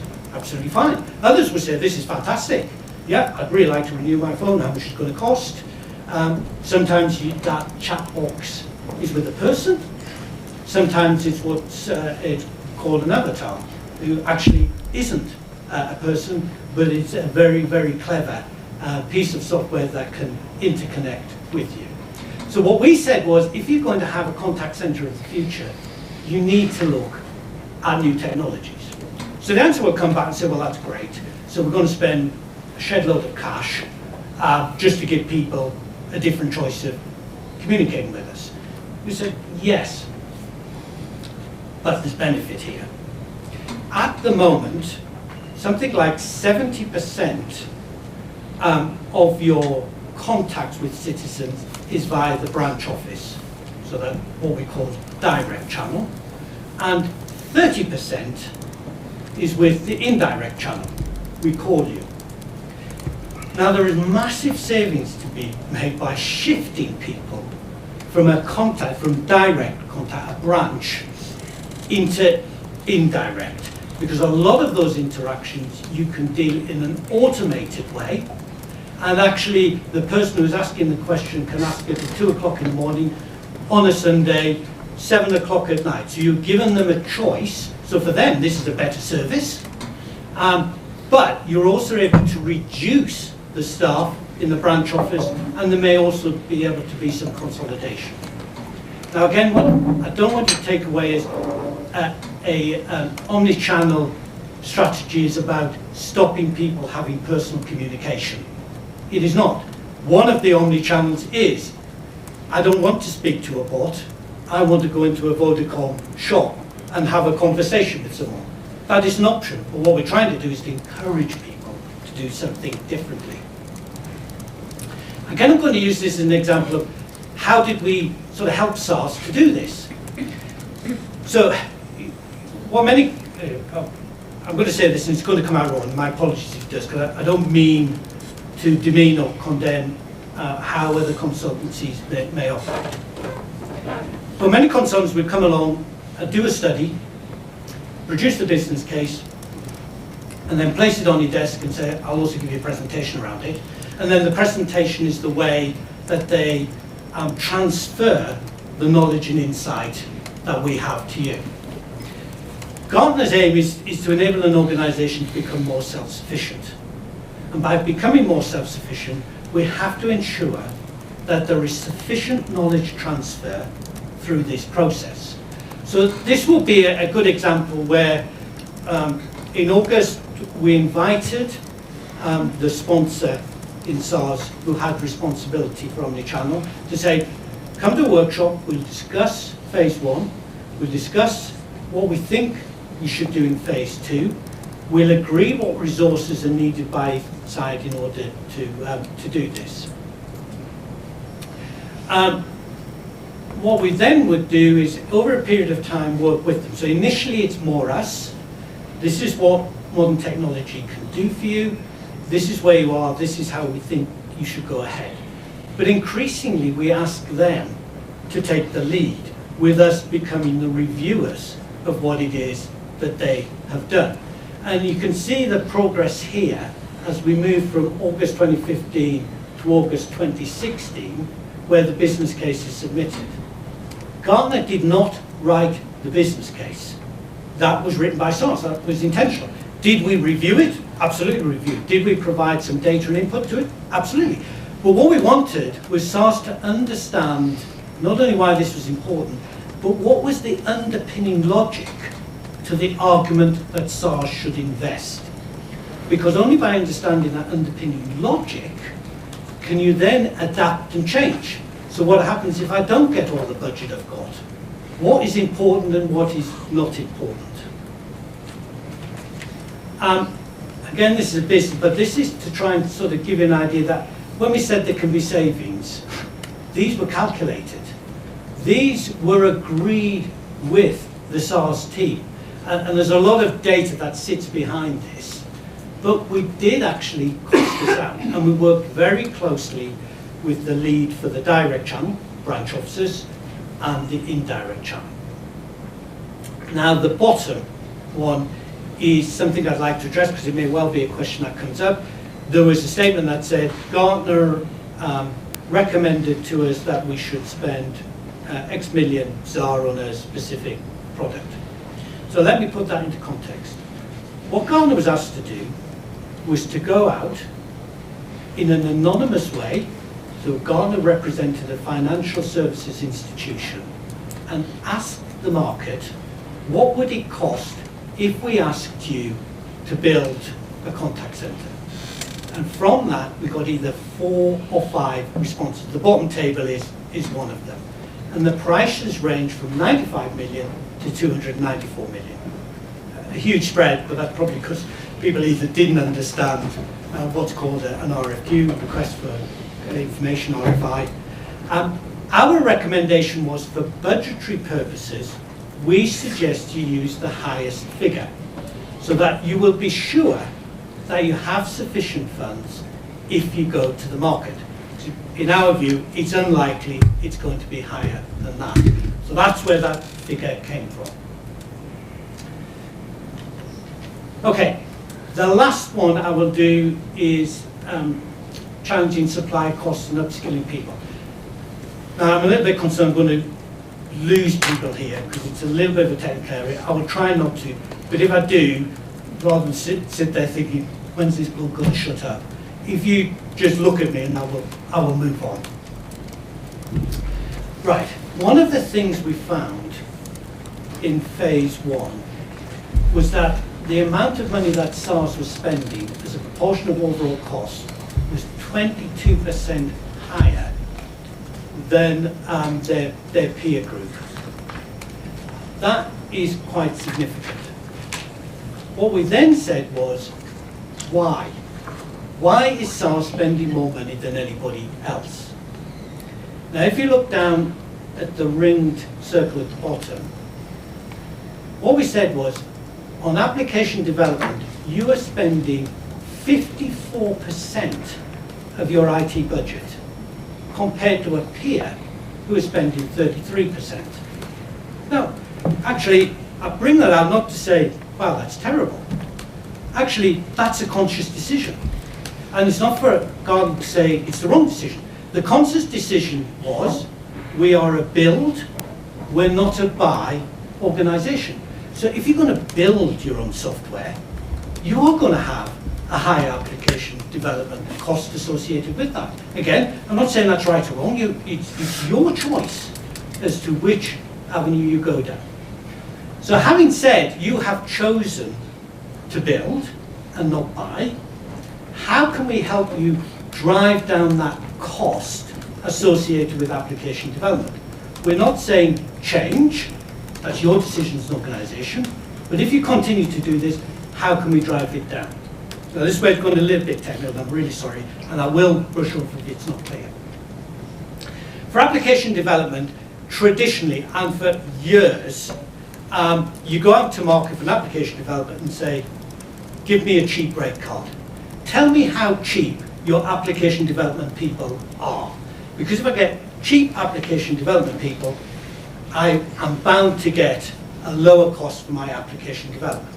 No, that's not a bad thing to do, because unless you can sort of measure in some manner the complexity of an application, you don't really have much choice. The problem is, your suppliers know that, so they say, do we know what our competitor bid last time? Well, let's knock 15% off that, and that gives them a good deal. Difficulty then is, when you come along and say, build me something, they will say, this is really complex. This is really, really difficult. I think you're going to need 1,000, 2,000 man days. And actually not able to argue against that. You can say, well, I don't believe you. And say, well, this is our job. We do this every day. That's the cost. We might give you a special deal, but that's the cost. What Gartner says is, actually, there's another way of doing this. Now, what Gartner says is, actually, you need a combination of both. You need to find a way to measure how complex a business case is for an application and quantify that complexity. The technical term for this is function points, and the service associated with it is called fast function point analysis. Then you can say to a client, I have an application requirement of this size. It consists of 630,000 function points. I know that your application developer costs this much, and I know for his skills, he can develop 30 function points per day. And therefore, this is the cost it should be. If the cost is going to be different, please tell me why it should be different. And you mandate on the suppliers this process, which we have done for another major tax administration. Used massively in the financial services sector. If you look at HSBC and their application development price, it is just enormous. Now, this saves you cost. In general, we find where this is applied, it saves you 25% of your cost of application development compared to working from a man-hour day rate. But importantly, what we did was we trained 18 SARS people to do this work. And the intention was that they would form what was called a value management center. So if the business had an application development requirement, it would be sent to these people, they would size it, they would do a cost, and they would go to procurement to go to the market. The people who did this were hugely, and we have turned them away. I think we're going to do it for 12.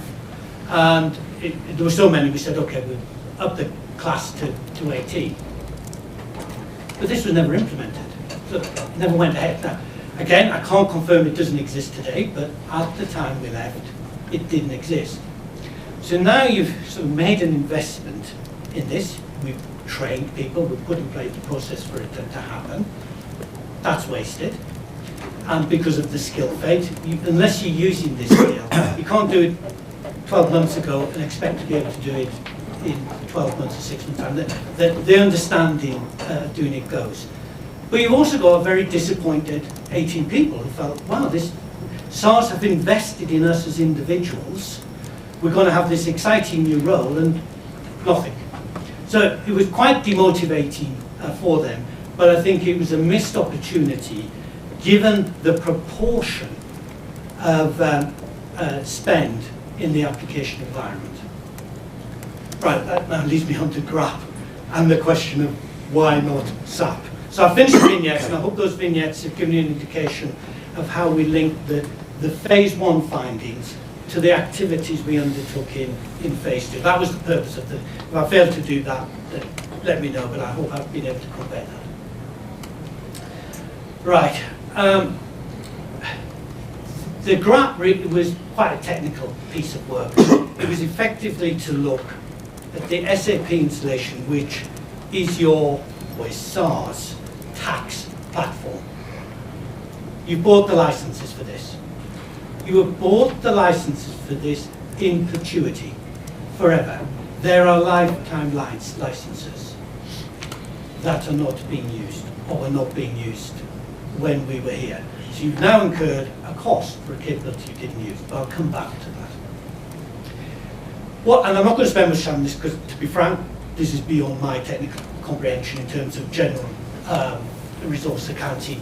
We had to use local accountants who were familiar with GRAP. We had to use an expert from SAP to help us understand whether the current SAP installation would be able to do this. And we were directed to do that by SARS. We were very upfront and said, we can add value to this. We do not have the legal, accounting and technical knowledge to deliver this ourselves. But we're very happy to facilitate this for you. The problem that existed with SAP and SARS was not entirely of their own fault. SARS is what I would call an early adopter of SAP tax and revenue management. At the time it was procured, it wasn't a great module. And therefore, for good reasons, as HMRC did themselves, said, okay, we're stuck. Let's use SAP for what we can. But unfortunately, we're going to have to build a load of custom applications because it doesn't do what we want to do. The difficulty with this is that this now causes a problem with what I call time to market. So I'm going to introduce a new tax law that's thrown over to the IT team to say, change SAP. Well, you're not changing SAP, you're changing the custom applications. So you've got to spend time rewriting code. And that may impact more than one custom application. You've probably now also got to change the interface with SAP itself. It can all be done. It's at a cost. That's not the issue. The issue is it takes 10 to 18 months. So now you have lost revenue from the point that you've made the change in tax law to the point at which you can collect it. Now the alternative, I'll come on to the next slide, so apologies for this. The alternative is to say, okay, rather than using customs applications, let's use what's called a rule engine. So we just change a rule in SAP. That will take 2 to 3 weeks. Now there's a disadvantage to this, which I will be open about. But that means actually, instead of losing 12 to 18 months revenue, you're now only going to lose 2 to 3 months revenue. Now those can be quite big sums of money. What's the disadvantage? The disadvantage is that if you bought SAP and the tax and revenue model, you've sort of got to modify how you collect and manage tax. So you do lose a degree of control.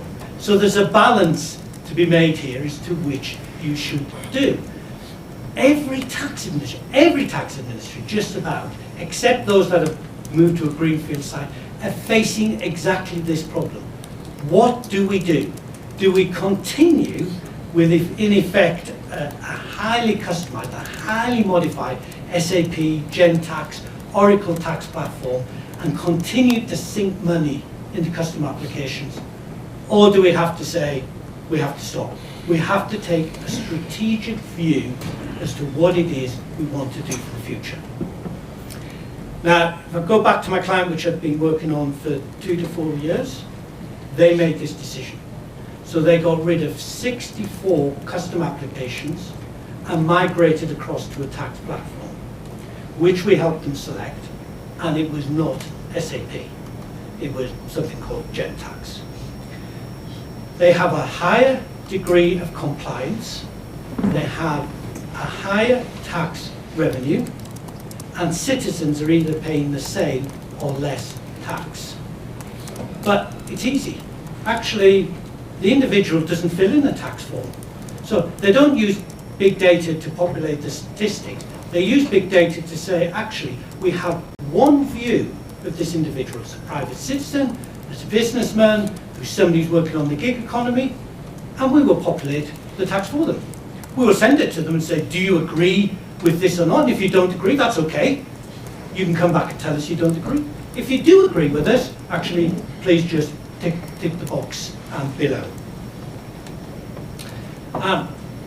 Now, this question came up to Gartner from the CEO, and the CEO effectively said, I've got, half the day people are coming in saying, why aren't you spending more on SAP? And half the people are coming in saying, why are you wasting money on SAP? So Gartner, go away and facilitate a series of workshops and meetings to help me understand what should we do.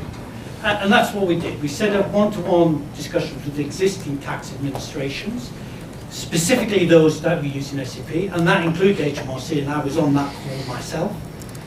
We organised discussion with SAP Germany, and that's important.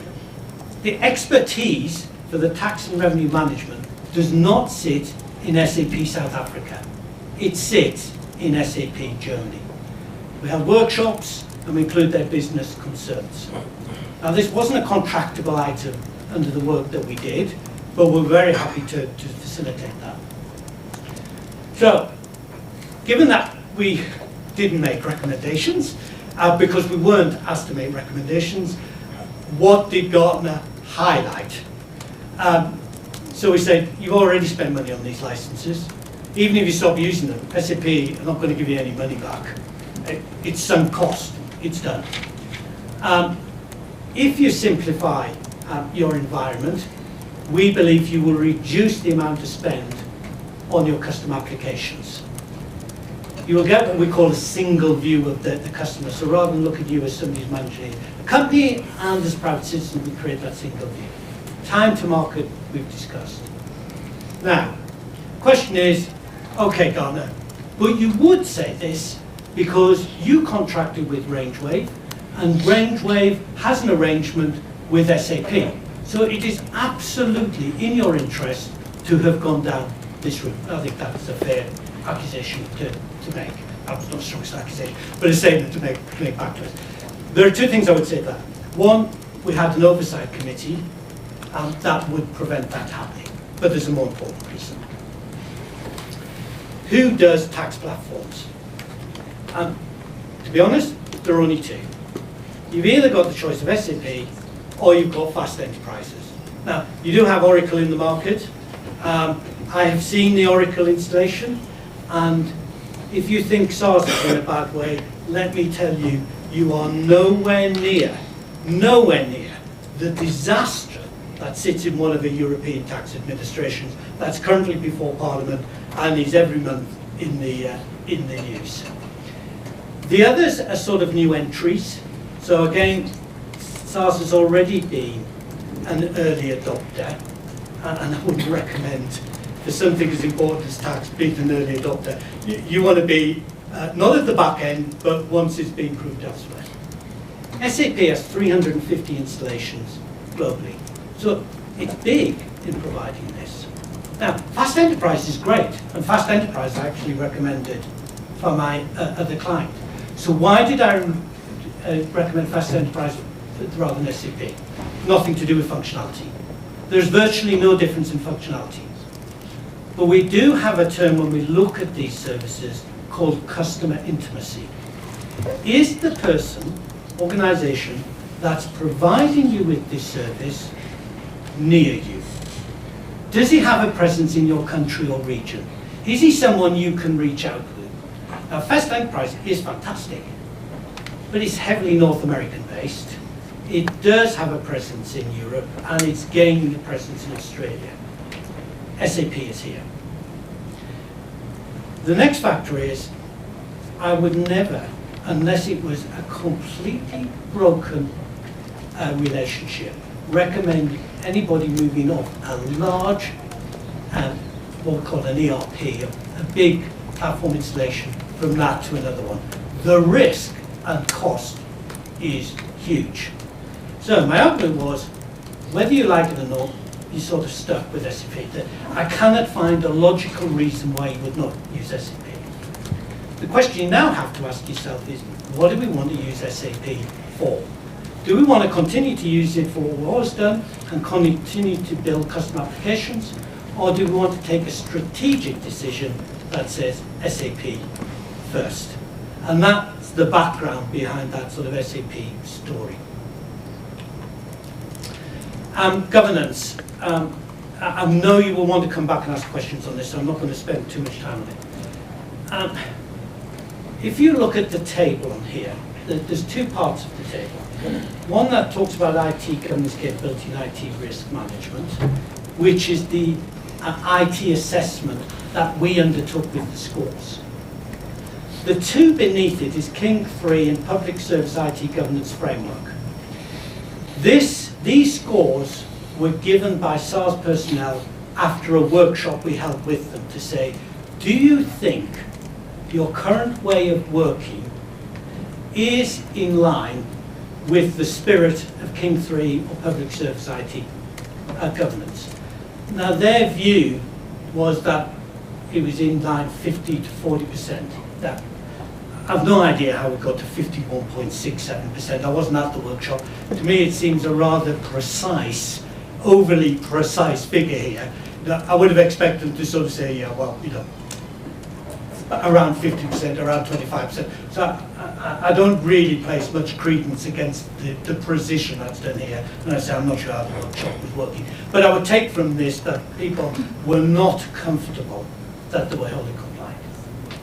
If we're going to create a governance structure, it is beholden upon us in advising any government that what we devise will be compliant with local regulation and legislation. It is not for us to say, actually you're right, King 3 is a pain in the arse and we should not comply with it. It really slows us down. We should go off and do something completely different. We cannot do that, and we would not recommend that. We do absolutely recognise that when you are fully compliant with government regulation, it does add process, it does add bureaucracy, and it does add time. Unfortunately, we have not found the magic bullet to get around that. However, what helps greatly is that if all of those that are involved in the governance structure understand ultimately what are we trying to achieve, and that which becomes before me, where does it fit into that overall plan? Now then you're not putting something in front of them that says, well, where on earth did this business case come from? You know, why are you writing this? Who has sponsored it? That's where the difficulty is. So the Chancellor will come back to me and say, well, that's still okay, Mike, but you have forced us to go from 2 signatures to 9 signatures, I think is the accusation. To be honest, we didn't specify how many signatures there went to, but I am very confident it would have been more than 2 signatures. If I go back to my previous existence where I've had to work in a strict governance regime, I've had to gain authority to procure equipment that has saved hundreds of lives and be able to get those approvals in 2 weeks. Those approvals went through 7 or 8 signatures. The project manager, the head of procurement, finance. It also had to go through air safety and regulation where it pertained to aircraft. The user, R&D, and what we call the capability manager. The capability manager was the person who, if you like, the business user who originally specified it. Now we could do that. Now, was it hard work? Yes, it was hard work. Did I need everybody in that governance change to cooperate and say, this is important, I will stop doing what I'm doing, and I will spend time to look at this? Yes. If you do not have that, or if there is not a common understanding of what it is you're trying to do, people will ask questions, because you're asking them to sign on a line that says, we are agreeing to the expenditure of public money. So governance is difficult, and there is a constant tension between it. Roadmap for taking modernisation forward. So let me refer to the IT strategy before I go forward, because the other question was, Gartner, you stated that you found no evidence of business benefit that was delivered by modernisation. So I think in phase one what we said was, we believe benefit was there, but we can't quantify it. And we believe that you may have spent more than you should have spent on it. Absolutely stand by that at the end of phase one. Because at the end of phase one, we had 8 weeks. And actually the ability to get that detail, even if it was available, we didn't find. I'm not arguing it wasn't there. We could not find it. We could only state and make an evaluation on that which we found. However, in phase 2, we did find evidence. And we stated it clearly in the IT strategy. We stated the IT department's contribution to SARS business effectiveness over the last 7 years has been immense and can be expressed in improved performance metrics measured between 2006 and 2014. A bridge list below. Electronic submissions, 8 to 96%. Electronic payments, 13 to 93%. Taxpayer and trader accounts grown from 8 million to more than 20 million. Decrease of 1.04% of the cost to tax revenue ratio. Personal income tax assessment turnaround time moved from 180 days to 3 seconds. This is in a Gartner document. We have openly acknowledged that, but we could not find that in phase 1. So Gartner, in terms of the acquisition, what Gartner came to do was tear down the towers, destroy everything that modernisation did, said that's complete and utter rubbish. What we're going to do is create you a new nirvana, in which you've now got to pay in billions of rand to do. That's not what we do, and actually that was not what we were asked to do. What we're asked to do is to say modernisation has got us to this point. What do we need to do to get beyond this point? And that was our starting point. Now, I'm nearly finished. You'll be pretty pleased. Where we captured this was in the IT strategy. And again, there's no need to look at it. The main point was that what we wanted to do was to create a direct linkage between what were the SARS strategic objectives and how does that impact IT. So we went from strategic objectives to broad business requirements to what would be the success criteria for IT. Now, you will notice the success criteria don't list 30 to 70 projects. What we want to say is, what does success look like? The next stage is say, okay, if that's what success looks like for IT, what is it we must do to enable that to happen?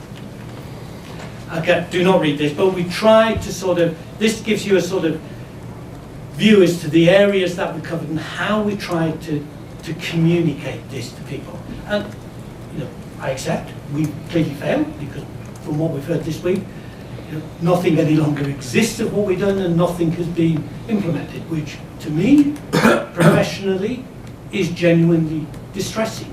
We have a vast repository of the work that we have done.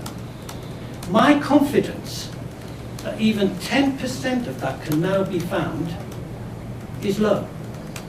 Now, do you blame us or do you blame somebody else? I don't know who you blame, but what I am saying is that I've had a team of 8, I've had people crying on the phone to me, having contacted, not about this commission, but now having an understanding that the amount of effort and commitment that they made, and genuinely with the people in SARS, and although we've heard a lot of people who say we're unhappy with Gartner, etc., and everybody has their own right, and I'm sure there are a lot of people on those lines, all I can say is the people that we worked with were desperate to make things better. They were proud of the organisation they were part of, and they enthusiastically wanted to embrace change. And there is a sense that that has not happened. So you could say, so okay, Mike, so this 200 million rand that we spent on you is completely wasted. You know, or you haven't delivered us value for money, whichever way you turn it. And I'd answer it in two ways. Can I justify the money that was spent? Yes, I can justify that, and I think we've been able to do that through various avenues. Has it delivered value for money to SARS? My answer in a very clear manner is no. Because we have not seen any evidence or significant evidence of the work that we've done has now occurred. Now, there may be bits and pieces in place. In some ways, that's even worse, because what's happened is bits of the organisation have moved forward, but other bits have not. So actually, you've now got a really confused situation, because now nobody knows what is happening. You know, have we changed or have we not changed? Are we going to change or we're not going to change? So yes, as a professional, I am upset that the effort that we put into this may not have delivered what all parties had hoped for. Now, again, I suppose I'm getting a bit emotional. I should sort of draw myself back a little bit. I haven't visited or been in SARS since we left, which I think is March 2017. So the viewpoint I'm giving is from what we saw in 2017, and the viewpoint I'm giving is from what we've heard this week, which is really all I can go on. Now, what we've heard this week may not be representative of what has occurred and what has happened, and my emotional outburst may be completely and utterly unwarranted. So I accept that. If that's the case, I withdraw those statements and apologise to those whom I've offended. Again, don't look at this, this will drive you mad. What we tried to do is to in the strategy, say, what's the linkages between the different programs? We were very keen that they had a multi-year view of what was happening there. There was an understanding of where the linkages existed. But at this point, we had handed it over to SARS. So I sat in on the presentation of the IT strategy to the business leaders. Gartner didn't do that presentation. I'm very happy to be invited to observe there together with Neville Willemse. That was presented by SARS themselves. And that's what we wanted. They had now taken ownership of this. And if they said, this isn't any good, we want to move this or that, that's absolutely fine. But they had an understanding of what those implications may be. We also created a budget, and I know a question has come up to say, this budget is different from a budget that was presented, I think this one was April or May or September, I can't remember. And there's another spreadsheet that's floating around, that's January, that has a different figure to this. It does. That spreadsheet in January was requested by Bain. We said we haven't finished the work, because the IT strategy hadn't been finished. Here is what we've got. I think, and I don't have the spreadsheets in front of me, but I think the eventual cost was lower than the one that was given to Bain's. And that was partly because there was some reduction in scope. So part of you may say, wow, this is a big figure, Mike. Are you really recommending that we do all this? Well, this is the full programme of work. Whether this all needed to be done or not, that was really for SARS to decide. Do I think it's a huge number? For the amount of work that needed to be done in SARS, I do not think it is a huge number. Now, I am absolutely terrible at converting into the rand, and I always get the decimal point in the wrong way. So I will talk in pounds, sterling pounds, and pre-Brexit, but we'll not go there. If I look at HMR Revenue Service, their operating cost, roughly, is about £3 billion per year. Their spend on IT per year is just over £1 billion per year. but they are going through a major transformation. Now, unfortunately, for the leap in technology you're taking, there's no alternative to make an investment. But I'll pull back from that. There's no alternative to making that investment if you want to get yourself to that gold class standard. Now, Gwen, that question that's been asked to me is, yeah, but Mike, what you've produced here is something that is utterly unattainable within SARS. It's the Rolls Royce. We don't need Rolls Royce. We don't need a Ferrari. You know, it'd be really nice to sort of have a Ford Mondeo, and that's really all we need, because we just need to get around the place. I would say that this is not the Rolls Royce, but I would say that we have stretched the aspirations of SARS, and that goes back to the remit that I was given at the very outset of this engagement, which was to say, Michael, I would like God to help me to make SARS a world-class tax administration. So having been given that as a direct challenge, that's what we attempted to do. Now, there are areas which I won't go through, which indicate that security is one, where we said, actually, you're not going to reach gold class. The amount of work you need to do, we can get you to a better position, but this is a multi-year journey. So I accept the comment and the observation, but as a personal observation, I don't think that is what we did. Barriers to change. So why did SARS not do this? And SARS will have their own views. So these are outside-in observations for me. And if you said, you know, show me a piece of paper where you can evidence this, I'm going to be a little pushed to do that. So these are my observations. There was a vast amount of turbulence in SARS during the period of time we were doing this engagement. Nobody knew if they had a job. If they did have a job, nobody knew what it was. A large number of people had to reapply for their position. So they'd sort of make their mind, I'd really like to engage with you, but frankly, I don't know when I'm going to be in this post next week or next month. So I'll come along, but let me just warn you, I may not be here at the next workshop. Dropping to the bottom one before I go to the middle one. There was a lack of, I don't know whether I've used the right term here, it's not that leadership wasn't committed. I think the leadership was committed to different outcomes. So you didn't have a set of leadership that were all on the same page, that wanted the same thing. So again, you'll come back to say, well, how do you know that, Mike? So again, I'm going to be open. Part of this is my observation from what I saw over a 2-year period. Part of it is drawn from the interview notes that we had. I'm happy to be challenged to say, Mike, we think you are fundamentally wrong, and I'll accept that. But I'm giving you my opinion and my observation around that. Now, I was concerned with this, and I raised it in both a letter to the Commissioner, and I asked to have a one-to-one VTC with him. And I made it clear that unless you've got a strong, committed leadership, this transformation is not going to work. It's not going to happen. And this strong leadership isn't about one man, whoever that individual is. You are not going to drive this change through an organisation that is so large and complex as SARS. You need a team of committed people who are all on the same page, who are all working towards the same goal. And that isn't here. And for me, that is a big problem. There was resistance to change within SARS, and this resistance change was not just the Gardener. There were different fiefdoms that existed, interfactional discussions and fighting. Now, sometimes it erupted and people would just not cooperate with us. We did have an incident which I can talk about, an incident which I can't talk about, but which I did speak to the advocate about yesterday.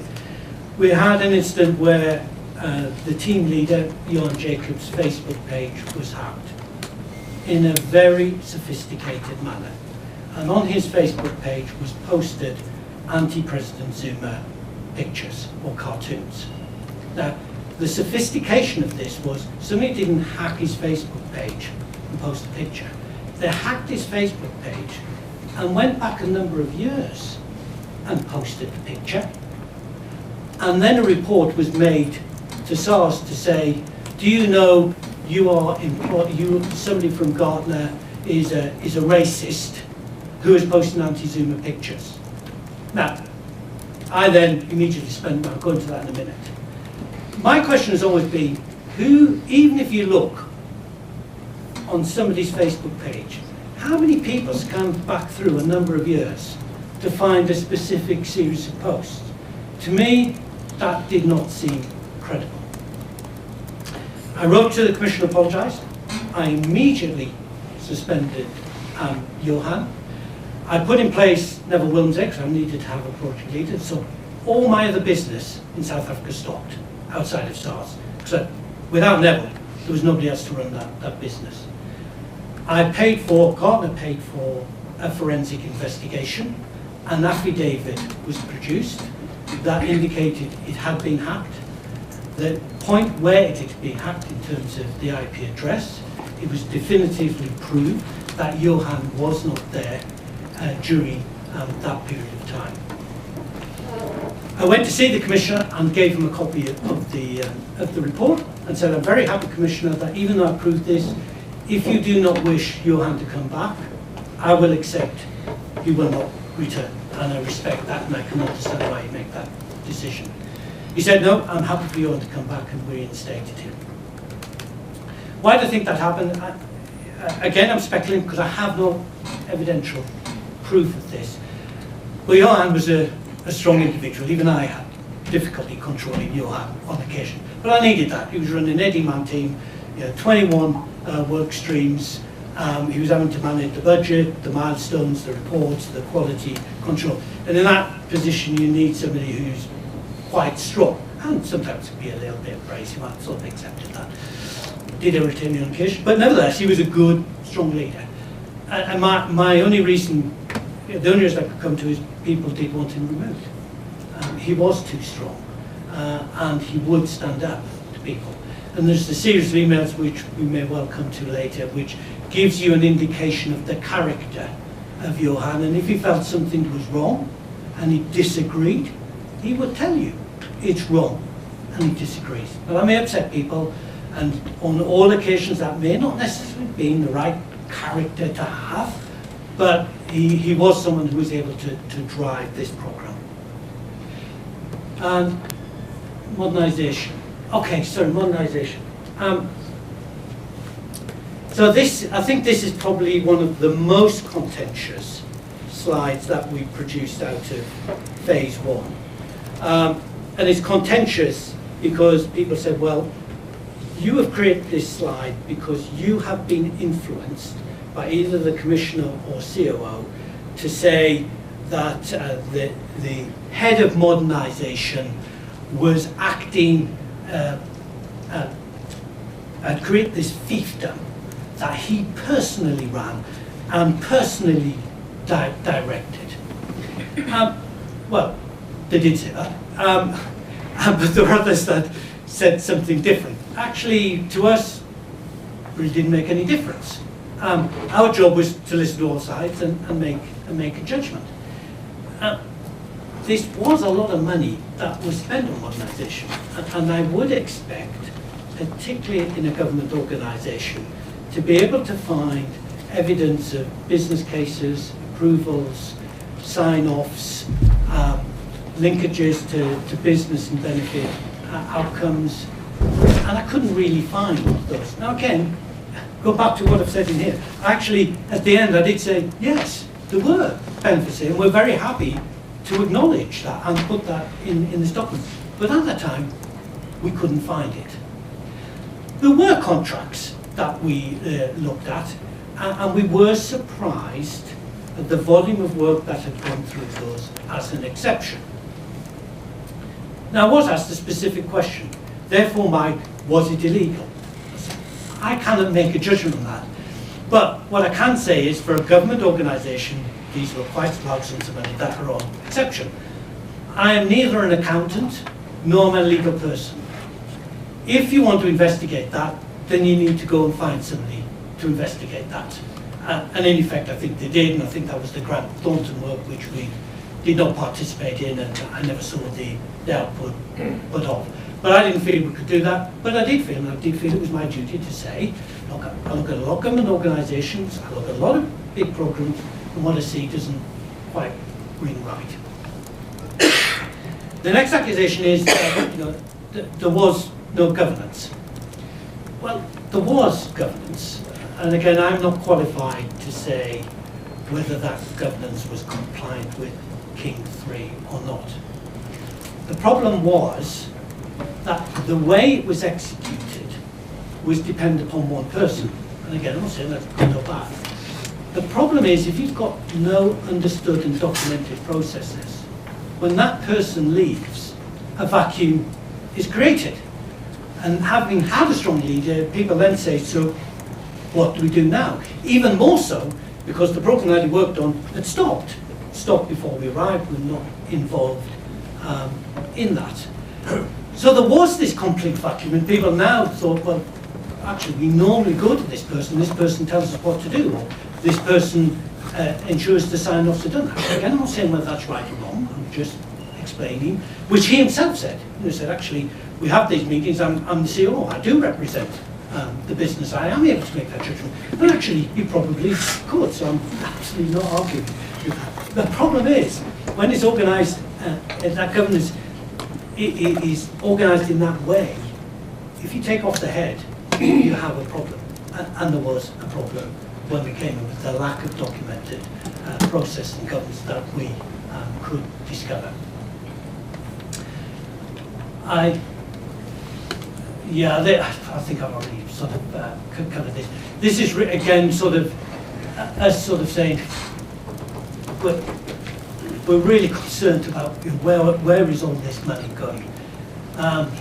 So software costs for SARS are 37% compared to peer group of 8%.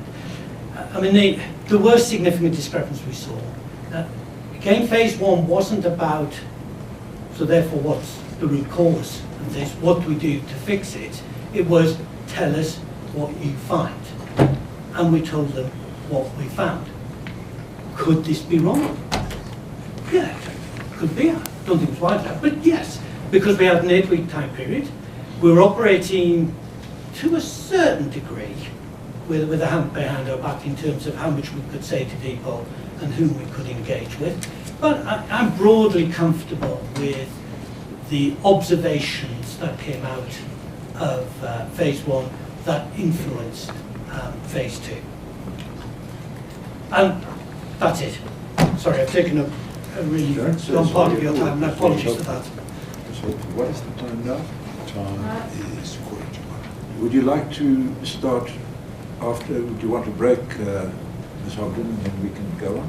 Judge, we would propose that we come back at 1:30 to start, because we're going to need the time this afternoon, if that's all right. Yes, that's fine. Thank you. Thank you.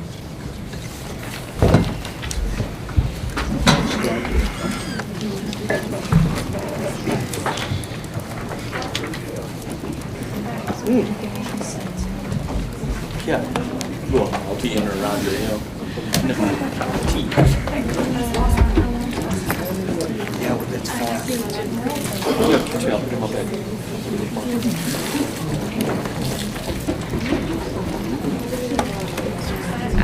Oh, right, okay, forgot about that.